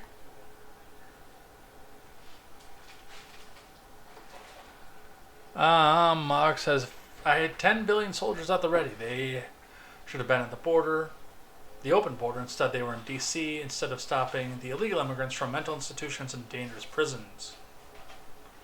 Mark says, I can't vote for Trump. I'm writing in someone in November. Palm, you have a damn vote.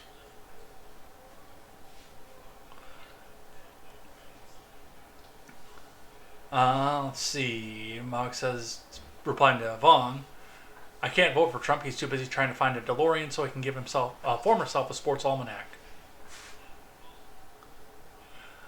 Vaughn says, oh no, doctored footage. Someone called the raging chucklefucks who made that exact same accusation against Jimmy O'Keefe and Project Veritas back in the day. Mark says, Mr. Biden, what's your policy on immigration? Well, he's great. He goes in that courtroom every week, man, and he's the guy who's charged. And hey, Jill, what time is it on? President Biden, that's Matlock, not immigration.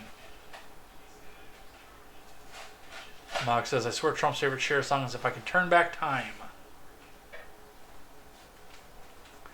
And going back onto this lengthy one from Vaughn, who says, here's the thing about self-interest. It's pretty much a universal and inescapable constant in all human societies, so much so that even the communists recognize it. In Alinsky's Rules for Radicals, it says that even when he approached the priests and rabbis and other religious leaders, trying to convince them to support his movements, he always did so on the grounds of their self-interest. Not the Ten Commandments, not the Sermon on the Mount, not the Mosaic Law, self-interest. And our founding fathers knew this too. That's why they crafted the Constitution in such a way as to change the self-interest of elected officials to the best interests of the country and the people. Very true. Let's keep going.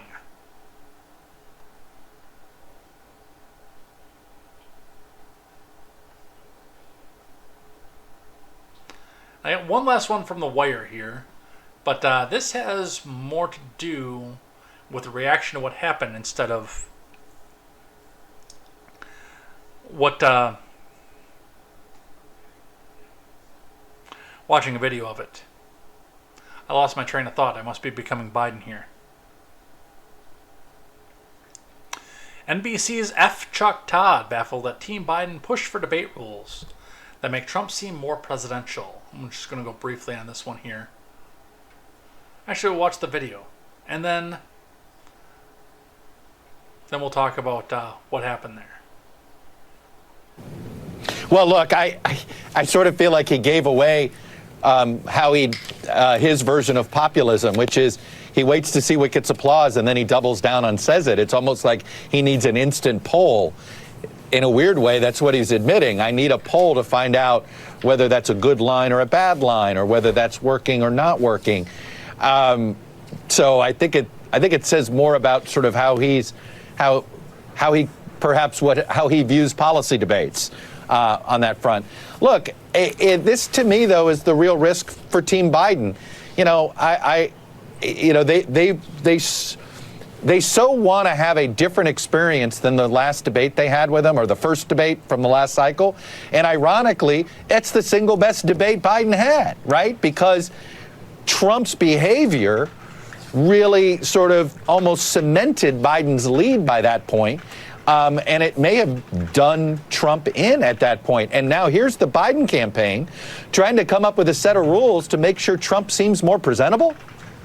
I have to say, it's a real, when you sort of look at their motivation here, and given the experience they had 4 years ago, it's a head scratcher to me that they went so out of their way to try to create an environment that will make Trump seem more presidential. And that is the hardest part of that, is with the mics turned off, with his inability to come back in and interrupt. They thought that they were going to hamstring him and not get his flashy moments, but he stood there. He waited his turn. He knew when the mic was on and when it was off and when he could say something.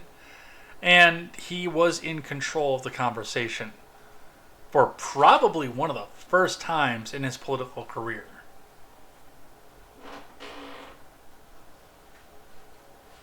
All right.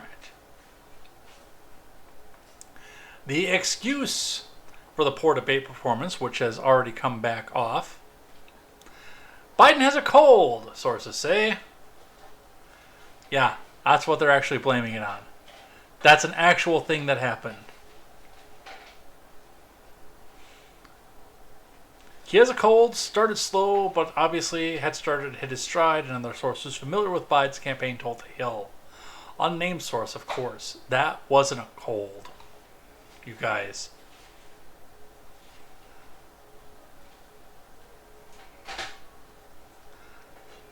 Some of the other reaction to this one here. Gain of Fauci, who is at D. Schlopes' back on X, says, can someone go check on Brooklyn Dad? Which, first off, how dare you call him Brooklyn Dad?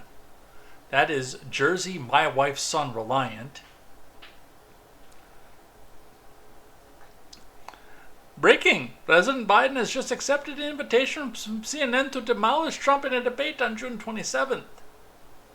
That is at 5:15:24. The day after the debate. I will never watch another bullshit CNN debate. Somebody go check on Majit Padelin, First Lady Jill, in a Vogue shoot that happened immediately after the debate, saying that she won't let those 90 minutes define the presidency. Which I don't blame her for. I won't let those 90 minutes define the presidency either.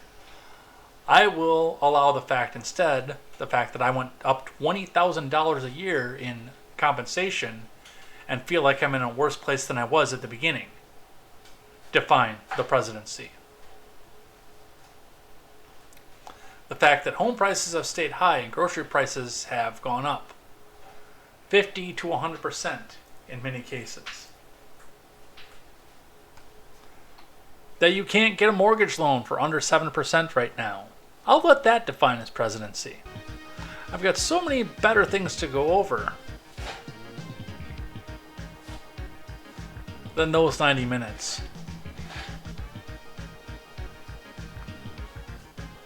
Let's see. Palm says, thanks to the Mogwai, and I'm doing some dinner prep for someone who's working right now. Yeah, she's only like 7 feet away from me.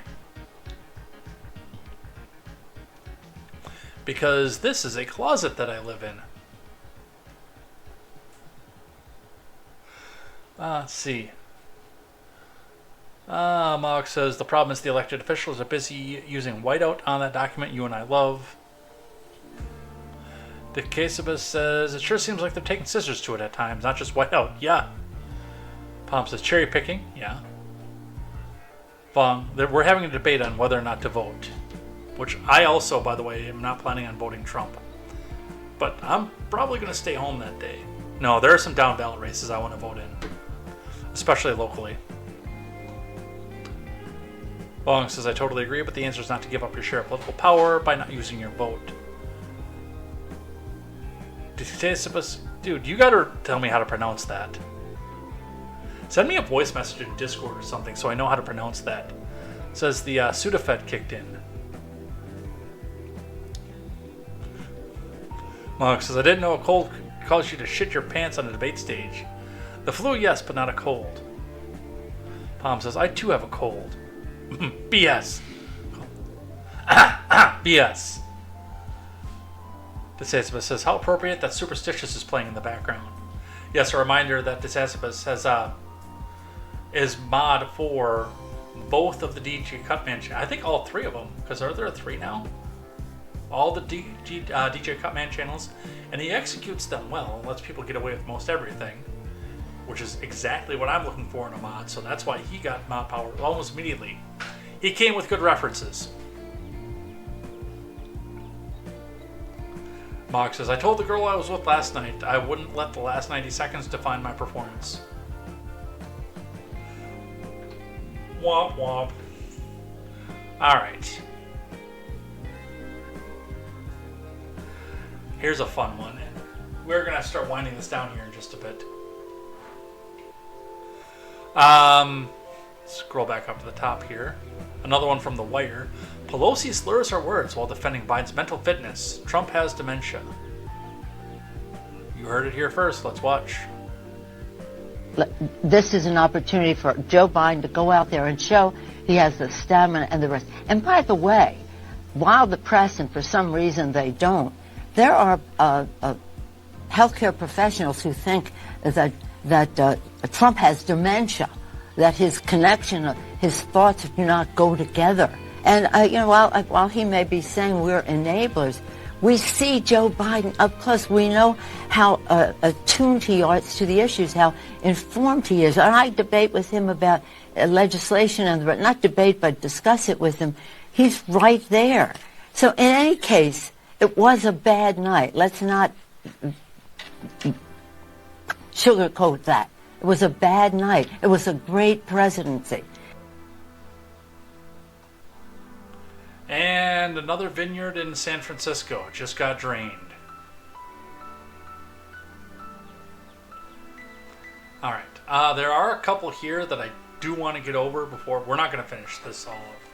I can say that. Let's see.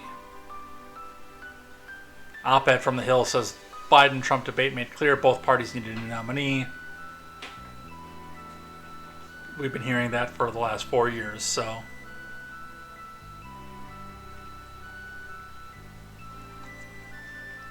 Let's look at the polls from Jeffrey Skelly over at 538.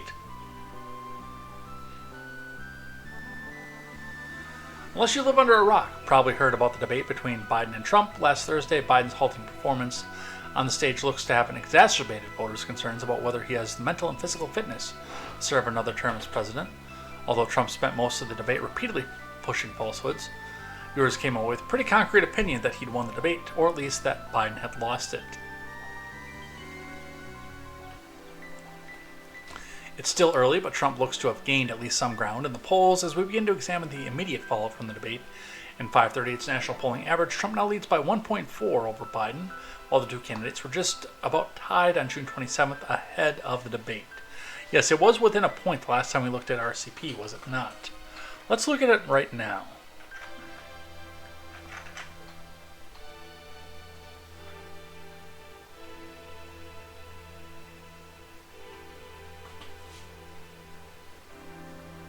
So RCP is a little bit more favorable. And this is just Trump versus Biden. And remember, RFK is in this race. And so is Jill Stein and Cornel West. But on their rolling average, they're actually having him up 2.4, which he was within a point the last time we looked at this a couple weeks ago. So, yeah, a new CNN poll had him +6. Yahoo News had him +2. The Reuters Ipsos had him at a tie, which we've got that going. I Tip, that was pre-debate, was +2. Data for Progress, which is asterisk because that's a Democrat-run poll, even that had Trump +3. So it's going to get interesting in polling, but also remember, Trump did not lead in the aggregate ever in 2016.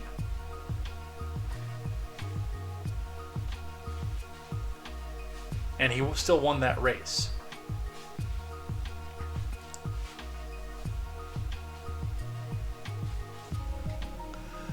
Let's see. Which ones do we finish off with? We do have a short list for things I like and things that I hate tonight, so I can spend a little bit of time on this yet. And hopefully Dual Helix gets here for the rules of acquisition, because I know he loves that.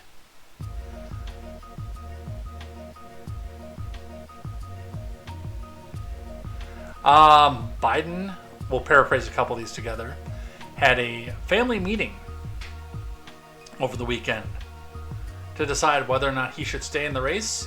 He has decided to stay in, which is probably the best thing for the campaign at this point. From CNN, Biden's family encourages him to stay in the race as they discuss whether top advisors should be fired for suggesting that he should drop out. You know, talk about loyalists. All the loyalists that evil Donald Trump is going to install. From MJ Lee and Jeff Zeleny. Biden's family on Sunday encouraged the president to stay in the race and privately discuss whether top aides should be fired on the heels of Biden's stunningly poor debate performance, which has thrown the campaign into turmoil.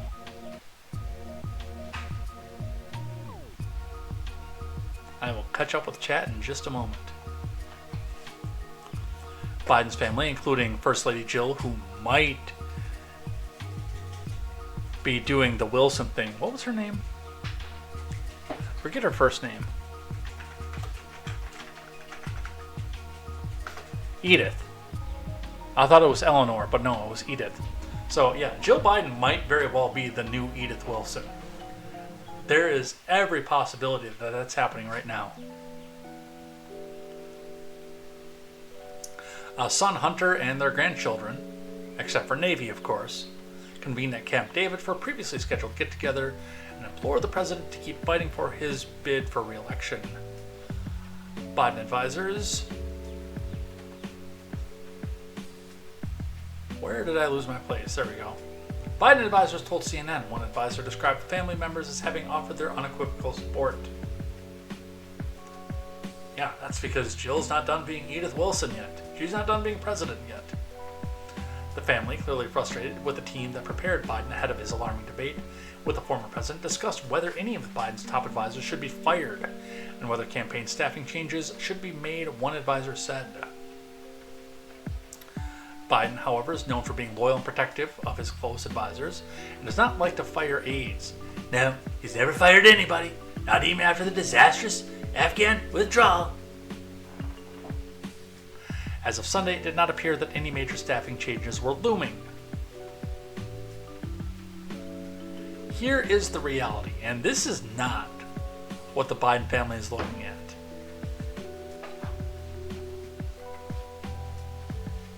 Whether or not he should stay in, whether or not it's elder abuse, it is. There are two things that are going on with this. Number one, If Biden leaves office before he dies, then he loses his executive immunity. And with everything that has been brought forward about the Hunter Biden laptop case, he might have to testify without executive immunity or what's happening during his time. Number 2, there are 8 states in the union that have passed the deadline to change out your candidate unless that candidate dies. And there are a few of them there that they still can't change it even if he dies. My state currently, unless he dies, cannot change out Biden from the ballot. He's on there automatically unless he dies. Then they can change it. But furthermore, and this is the part that I think a lot of people have realized. Tens of millions of people have come out to primaries to vote for Biden. To say, we unequivocally support Biden, or we hate Trump so much that we want him to be the nominee. Take out of that what you will. Tens of thousands of people have come out to do that already in this election cycle. If you pull him from the ballot, you are slapping all of those people right in the face and saying, your vote does not matter.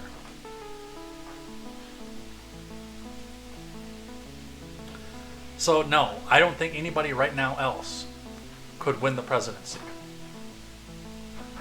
Just based on those 3 factors alone. Unless Biden should happen to die.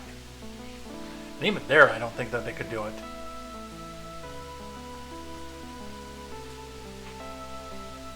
Yeah, I thought it was Eleanor for a while, and I'm like, no, that's Roosevelt. It was Edith Wilson.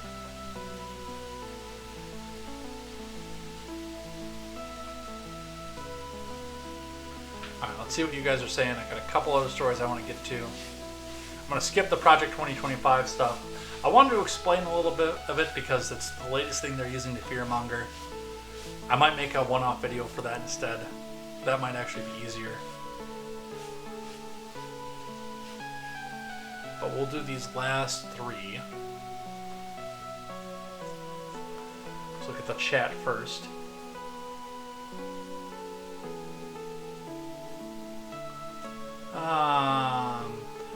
Bong says, Mog, I said the same thing, but about her performance, and on the condition that it improves. I know you, Vong, and somehow I don't believe that. Mogwai says, who lost the debate? America, that's who. KTZed says, yeah, it's sad to say it, but I have to agree. Bong says, hey, I only did what was necessary. Honestly, that chick was doing just about everything wrong, even though I denounce feminism all the time. To be honest, I love a good woman's movement. I can't stand it when she just lies there. Wow. KTZed says, equal pay requires equal effort.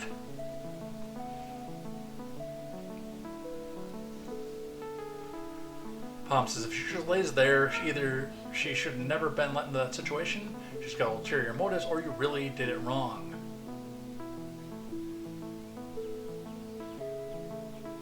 Palm says, my child gave me a lesson in Zoomer language yesterday. It was weird. No cap. It was weird.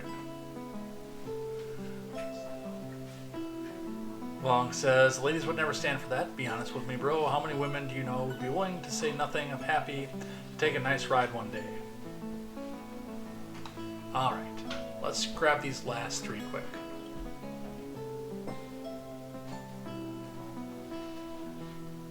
So we've got video of, well, what happened over Jamal Bowman. I'm going to skip the video. We'll actually just talk about that one instead. From the Daily Mail. Squad members are now in jeopardy after Jamal Bowman's staggering primary loss. From John Michael Rash, political reporter in D.C. for DailyMail.com. Progressive Democrat Jamal Bowman, who is famous for pulling a fire alarm, lost his seat in a stunning primary upset last week. Now other liberal members of the squad could be in danger.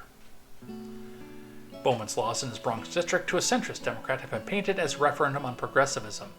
No, they've been painted as a referendum on his anti-Israel stance, is what's happened. For the first time, a member of the squad has been ousted from Congress, in a large part due to his anti-Israel rhetoric that crossed the line. And now other members may be on the chopping block. DailyMail.com breaks down who is in most danger of being booted from Congress. Cori Bush? Actually, probably. That's a possibility. Ilhan Omar? No. Ilhan Omar will not lose her seat over anti-Israel stance. She might lose that over other stances, but that won't do anything. She's facing a 75-year-old former city councilman who lost her by just 2 points in 2022. But the anti-Israel thing would actually bolster her in that district, and I've been in that district. AOC Tlaib and Greg Casar of Texas and Summerlee of Pennsylvania have already cruised their primary, so they're already safe. But I think their time is coming too. So that's who is in and out, and well, to Bowman.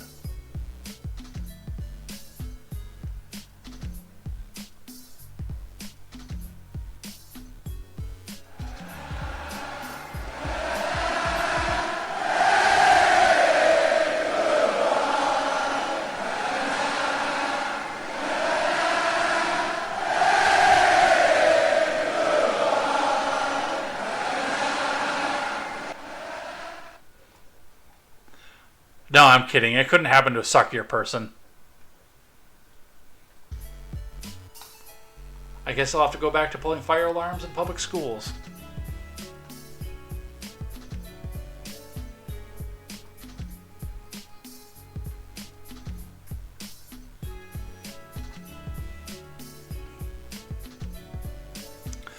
All right, from Uvalde. Uvalde shooting indictments, what to know about the charges against the 2 former school police officers and what comes next. From Ala Elisar and Leigh Waldman, yes, 2 of the officers are officially being charged with being cowards in Uvalde. More than 2 years after the massacre at Robb Elementary left 19 children and 2 teachers dead, a grand jury indicted 2 former Uvalde police officers in the botched law enforcement response to the 2022 mass shooting. Former Independent School District Police Chief Arredondo and former Officer Adrian Gonzalez were named in the indictments, which represent the first criminal charges filed in the school shooting. Well, don't stop there. The shooter was left for 77 minutes with dead, dying, and traumatized victims. What were they charged with?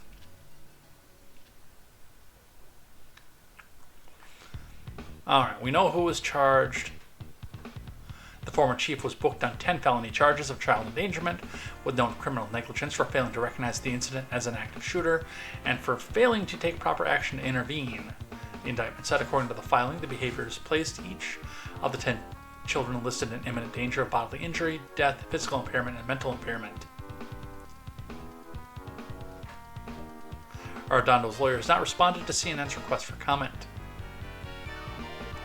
Gonzalez, who posted bail on Friday and was released after being charged with 29 counts of abandoning and endangering a child, Uvalde County Sheriff said in a news release. I am not a fan of throw the book at somebody, but you let kids die, dude. Come on. And speaking of kids, our final one in the news. Child sexual assaulters can be sentenced to death in Tennessee starting on July 1st. From Kimberly Croisey of the Associated Press. And while that headline that I read was not entirely accurate, the headline on the screen was a little bit more accurate on this one. There are certain algorithms that YouTube won't allow me to say that R word. After Tennessee lawmakers spent months debating a slew of new laws during their legislative session, many of those statutes will go into effect on Monday, ranging from abortion travel restrictions for minors, allowing the death penalty for child rape convictions, and more. Even as a minor, the abortion travel restrictions will not pass constitutional muster. You do have freedom of movement. I don't like the fact that a kid can just run over to another state to do that. But we do still have freedom of movement in this country, so. Like I always say about abortion, I don't like the government getting involved in it. Let's lead by example. And stop doing the things that require abortions.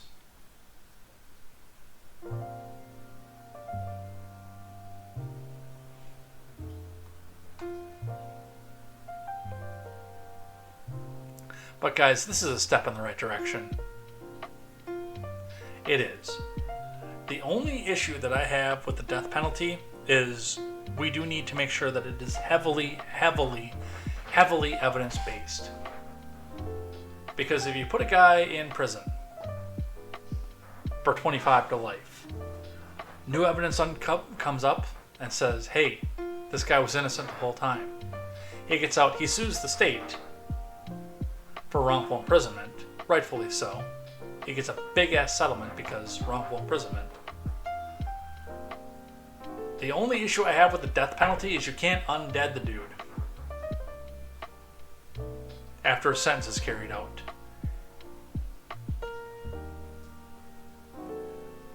"20 years down the line, the kid comes up and says, I made the whole fucking thing up because he smashed my Xbox. That dude ain't coming back.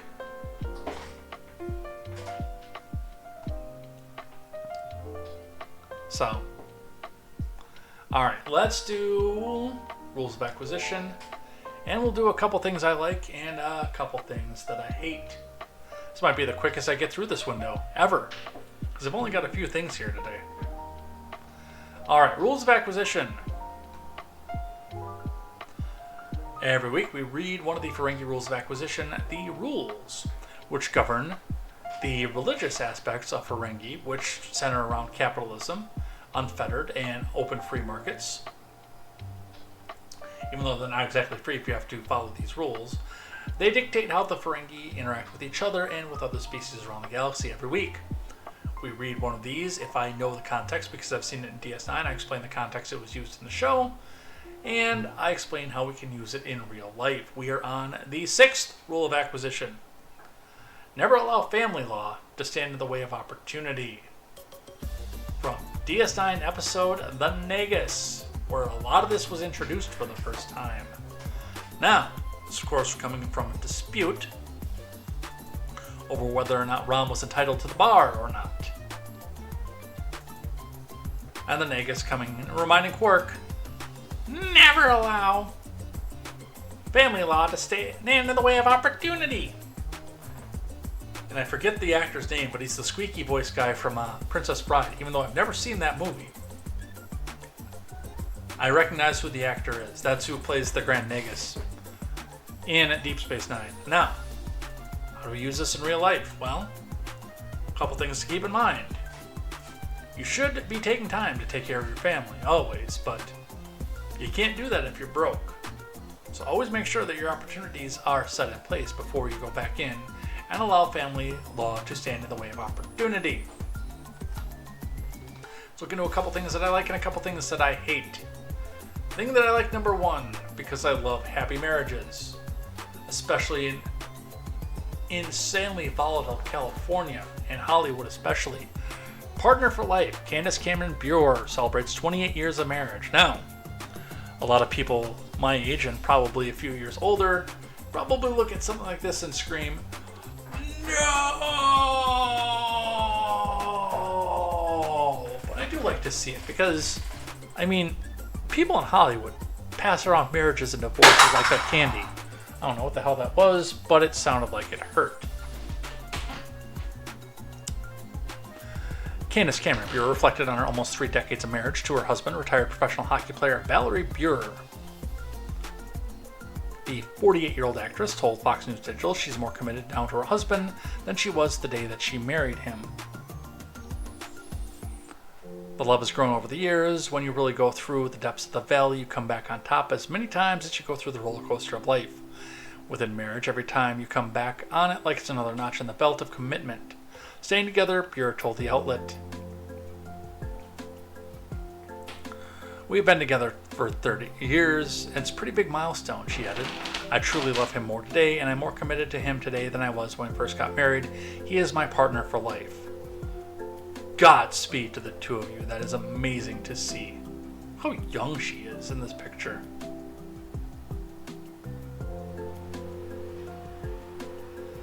So, I am happy to see that. Like I said, a lot of people my age and a little bit older probably had dreams of at least going out with her, not marrying her, but... And a lot of them are probably upset with this, but I like it. I think it's cool.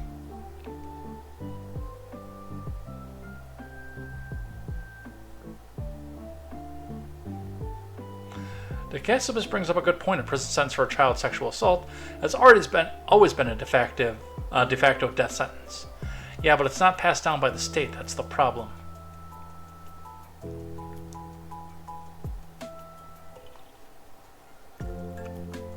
Alright, other things that I like. Kamala Harris getting fact-checked, and we'll look at this briefly. In fact, I don't even think I need to go to the article, because everything that needs to be said is right in front of us. Elon Musk says, when will politicians, or at least the intern who runs their account, learn that lying on this platform doesn't work anymore? Kamala Harris with a propaganda piece. Donald Trump would ban abortion nationwide. President Biden and I will do everything in our power to stop him and restore women's reproductive freedom. And she got community noted. Readers added context they thought that you might want to know. President Trump has repeatedly said he will not sign a national abortion ban. With the receipts.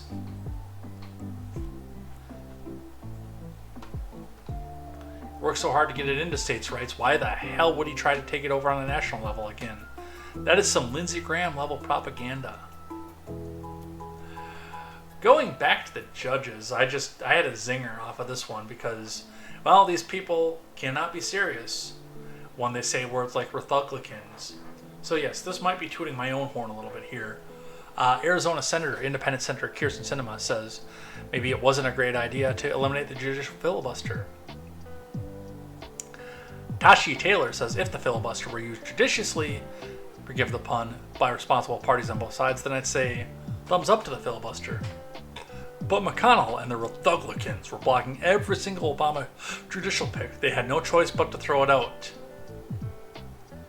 And I never got a response to this one, but I asked Mr. Tashi Taylor here, hey, then what happened? Because for those of you keeping score at home, that opened the door for 300 plus Trump-appointed judges on the federal judiciary and 3 Supreme Court justices as well. Because Harry Reid couldn't keep it in his fucking pants.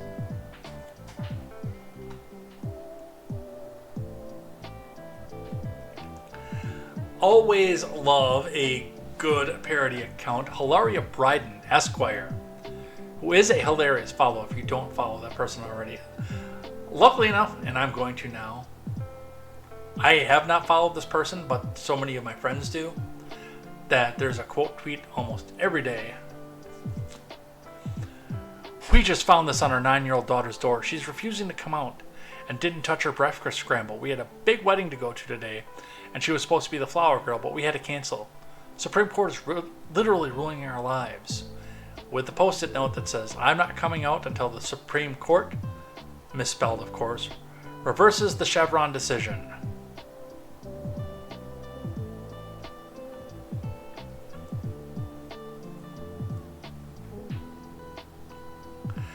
I was like, I mean, you look at the profile too. We/us influencer, asymptomatic long COVID, which means you don't have crap. Teacher, reluctant Caucasian, satire, vax enthusiast, scholar, 1/3 Italian, polymonogamist, saliva Ukraini. Yeah, if you don't follow Hilaria Bryden, do so. I don't even know who's actually behind this one. I have some suspicions that it's one of my friends, but I don't know.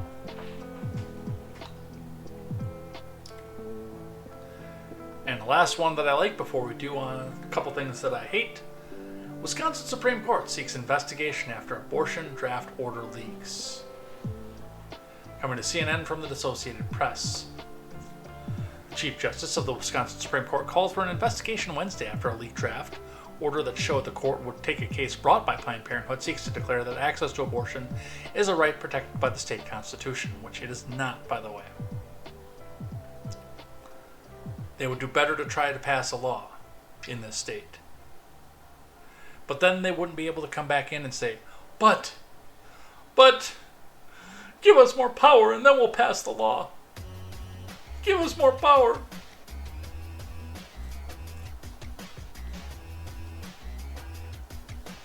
Chief Justice Annette Ziegler called for an investigation after Wisconsin Watch reported on a draft order that it had obtained. The order was reported by Wisconsin Watch and said the court would hear the court challenge, but it was not a ruling on the case itself. Today, the entire court was shocked to learn that a confidential draft document was ostensibly leaked to the press, Ziegler said in a statement. I've contacted law enforcement to request a full investigation be conducted. Nothing is going to come out of this, except, of course, to bring abortion back into the news cycle and drive more people out to vote. I don't know that Wisconsin is going to be in play for 2024. Stick seems to think that it is, but it's because of stuff like this that they can come back out and hold it out of play for this particular election cycle. Which sucks. I'd like to live in a competitive state. We are talking about child sex assault. Vong says, actually nowadays, the kinds of criminals who used to get offed by another prisoner at a rate that easily eclipsed the absolute certainty are nowadays kept in a separate wing of the prison and standard practice for their own safety and all that. I don't know if it's for their own safety. It's kind of like with the meme with the Shiba Inu of go to horny jail, bonk. But you think about the fact that if you put people in horny jail, then all the horny people are together in jail. That might not be the safest thing. Palm says, for the safety, why do we care about it when they don't care about children's safety? DeCasabas says, I'm sure there's extra tax burden for those special accommodations. Maybe I'm just imagining it, though. Or assuming incorrectly, not imagining. Well, we'll see. Let's do it. Well, going back to this one, though, too. I will say the reason I put this on things that I like is I want the Supreme Court to take up this ruling and make the decision that I know that they're going to make if they take it up. I've often said that I don't think that they're going to take up an abortion case in the state. Because, like I said, that takes the ammo out of the gun. And that they're going to hold to the head of Democrats every election cycle and say, you just need to give us more power this time through. And I would be interested to see, especially on a presidential level, what happens in states like Kansas and Ohio that jump the gun and put it in their constitutions, meaning that they can't request more power for that specific issue again. They can try to do it for other things, but that is a poll driver. That's why I said during the Biden debate, while we were talking about that, where he was trying to take the border, which he's failing on, and put it back to abortion, which throws red meat to independence. It just didn't work. Now let's do a couple things that I hate. From Vulture, which is not a green check verified source, but I wanted to touch on this one for a sec. Because we spent so much time last week talking about the Hawk Tuah girl. Gotta spit on that thing, Hawk Tuah.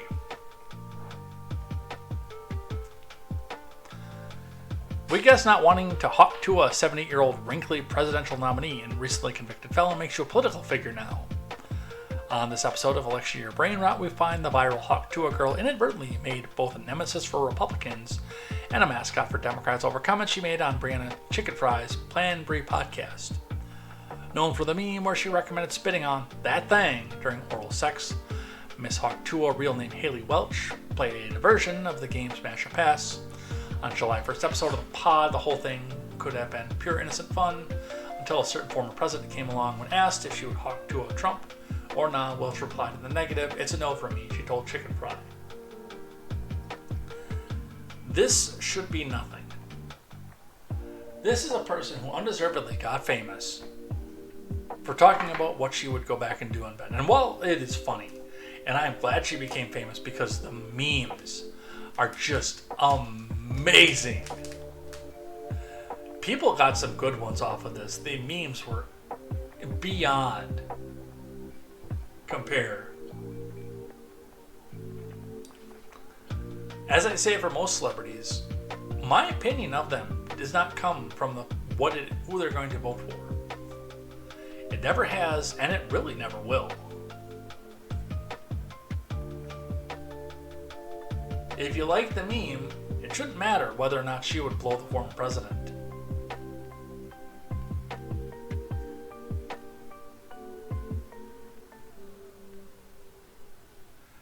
And I mean, on that ticket, like, I like some of the things that Sarah Sanders has said and done in her career. I wouldn't fucking go down on her.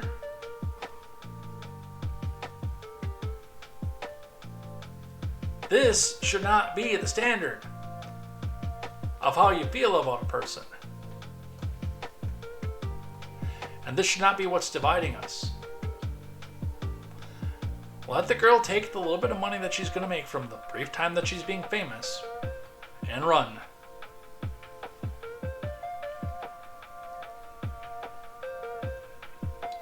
Yeah, Palm, look up Sarah Sanders. Sarah Huckabee Sanders. And you'll be saying that double then.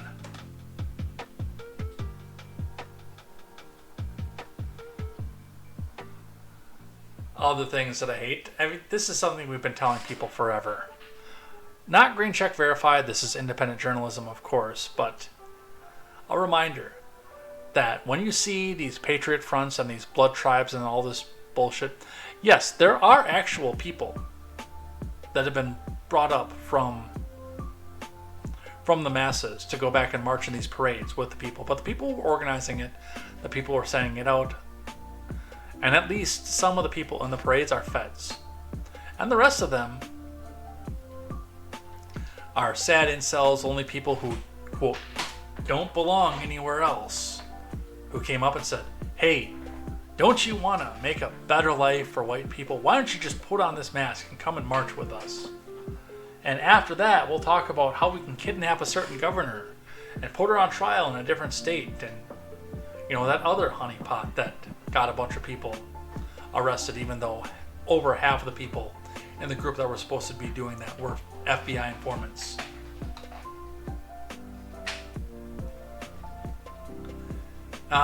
Delusional takes. This one just caught my ire. Delusional takes pointing out in the caption, incels are fathers. That's kind of a conflict of interest, though. But Dr. Charlotte Proudman, whose ad was blanked out in the screenshot, said, and this is from back in 23, we need to stop thinking of incels as awkward hideaways in a basement on the internet. Even though that's pretty much what they are. And I know a bunch of them. Funny story, this actually happened a few years before I met the person who's giving me a thumbs up right now. We were talking about this and I pointed out the fact that I had friends who were incels because of, you know, what I do here and everything else. And she stopped in the middle of the conversation. She said, wait, you're not an incel, right? And I said, well, even if I was, you have the tools to end that and take care of that. She got a good laugh out of that one.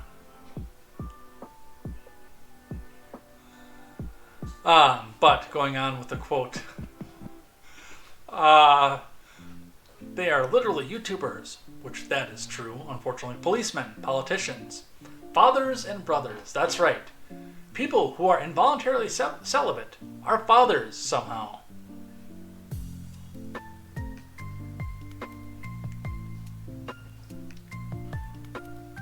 Being an incel has nothing to do with the way you look or present, it's the way you value and treat women. Also, being involuntarily denied sex for pretty much your entire life.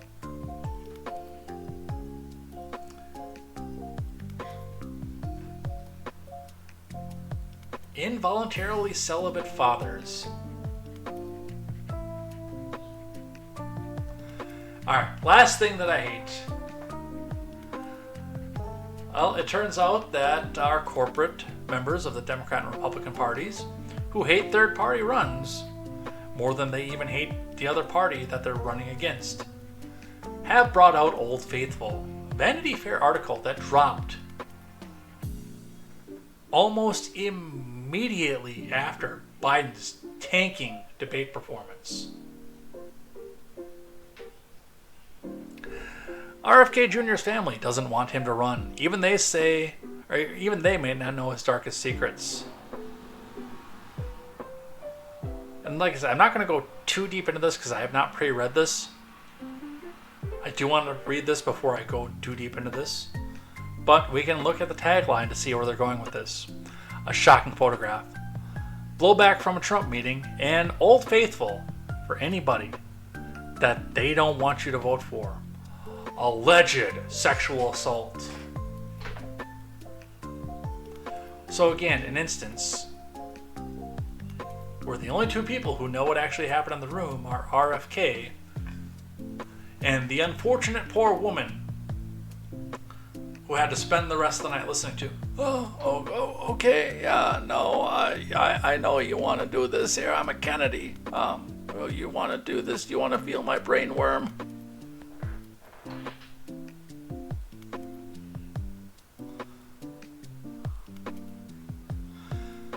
All right, that's all that I have here today. If you have not listened to the Rogan episode with RFK on there, just listen to it. I understand that you probably don't like Rogan. I don't like Rogan. But if he has a good guest, I still go back and listen to him. Go listen to it. It is painful, and people want that voice to be giving a State of the Union address. It's episode number 1999, by the way, if you're looking for it, because I went and I played it for my mom, who's very interested in the Kennedys. I played that for her while we were hanging out with her this weekend. Yeah. Unfortunately, physiognomy takes a role, and that man is never going to be president. That voice is disqualifying for him. All right. Something smells really good. I think I have to go and have dinner. Parmesan garlic chicken with some vegetables that Palm made while I was here. I don't know what's all in there. I know there's peppers because I can smell those. They smell good. Which means we gotta throw some outro music up and get me off the screen.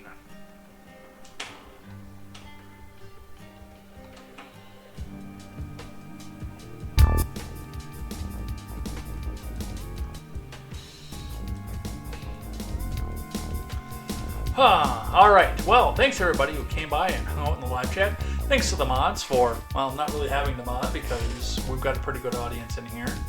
But the ones who came with good references, or the ones who are hanging out with me regularly, thank you guys for that. We will be back here next week for more news, more headlines, and more contemporary. I'm sure there'll be some more fallout from the Chevron deference, and we'll start to hear our first lawsuits here because, hey, they're coming. We're going to see what happens with that and where that goes and everything else because, hey, election cycle is just getting started and things are getting interested. Thank you again. And I know a couple things have been up in the air since the new work schedule came out, but under normal scheduling tomorrow night is Diablo 2 Resurrected. I took last week off because I knew I was going to be streaming on Thursday for the debate, and on Friday, which I also had to take off from unexpectedly because I have a life occurrence that happened in my life. We're supposed to be doing Fallout on Fallout Friday, so come back and join me. And a reminder again, new project is coming up shortly after January 20th because that is when the interview is going to happen. Pre-recorded live event. I'm going to try to do it on a Sunday. So a pre-recorded live premiere will be coming up shortly after July the 20th with myself and my friend Mr. Behavior, who also wrote the intro music for what we'll be doing here. More details will come in the Discord. This will be on a new channel as well, so we will get the channel out so you guys can go subscribe and share out for that because I don't want the algorithmic motion of reading the news. And I've got a couple other people lined up I think you guys are going to enjoy. So I've got the format out here that I want to do. I hope you guys like that. It's going to be, for the most part, audio only, so looking forward to that. Anyway, I'm going to head out here. Take care. Have a good night. Thanks for coming by. Thanks for telling your friends, and share this out. Audio platform will be up tonight. New YouTube video will be up before I go to work in the morning. And we will see you here next time for more news, more headlines, and more contemporary. And until then, I'm Jay Edgar, and this is Contemporary. Take care.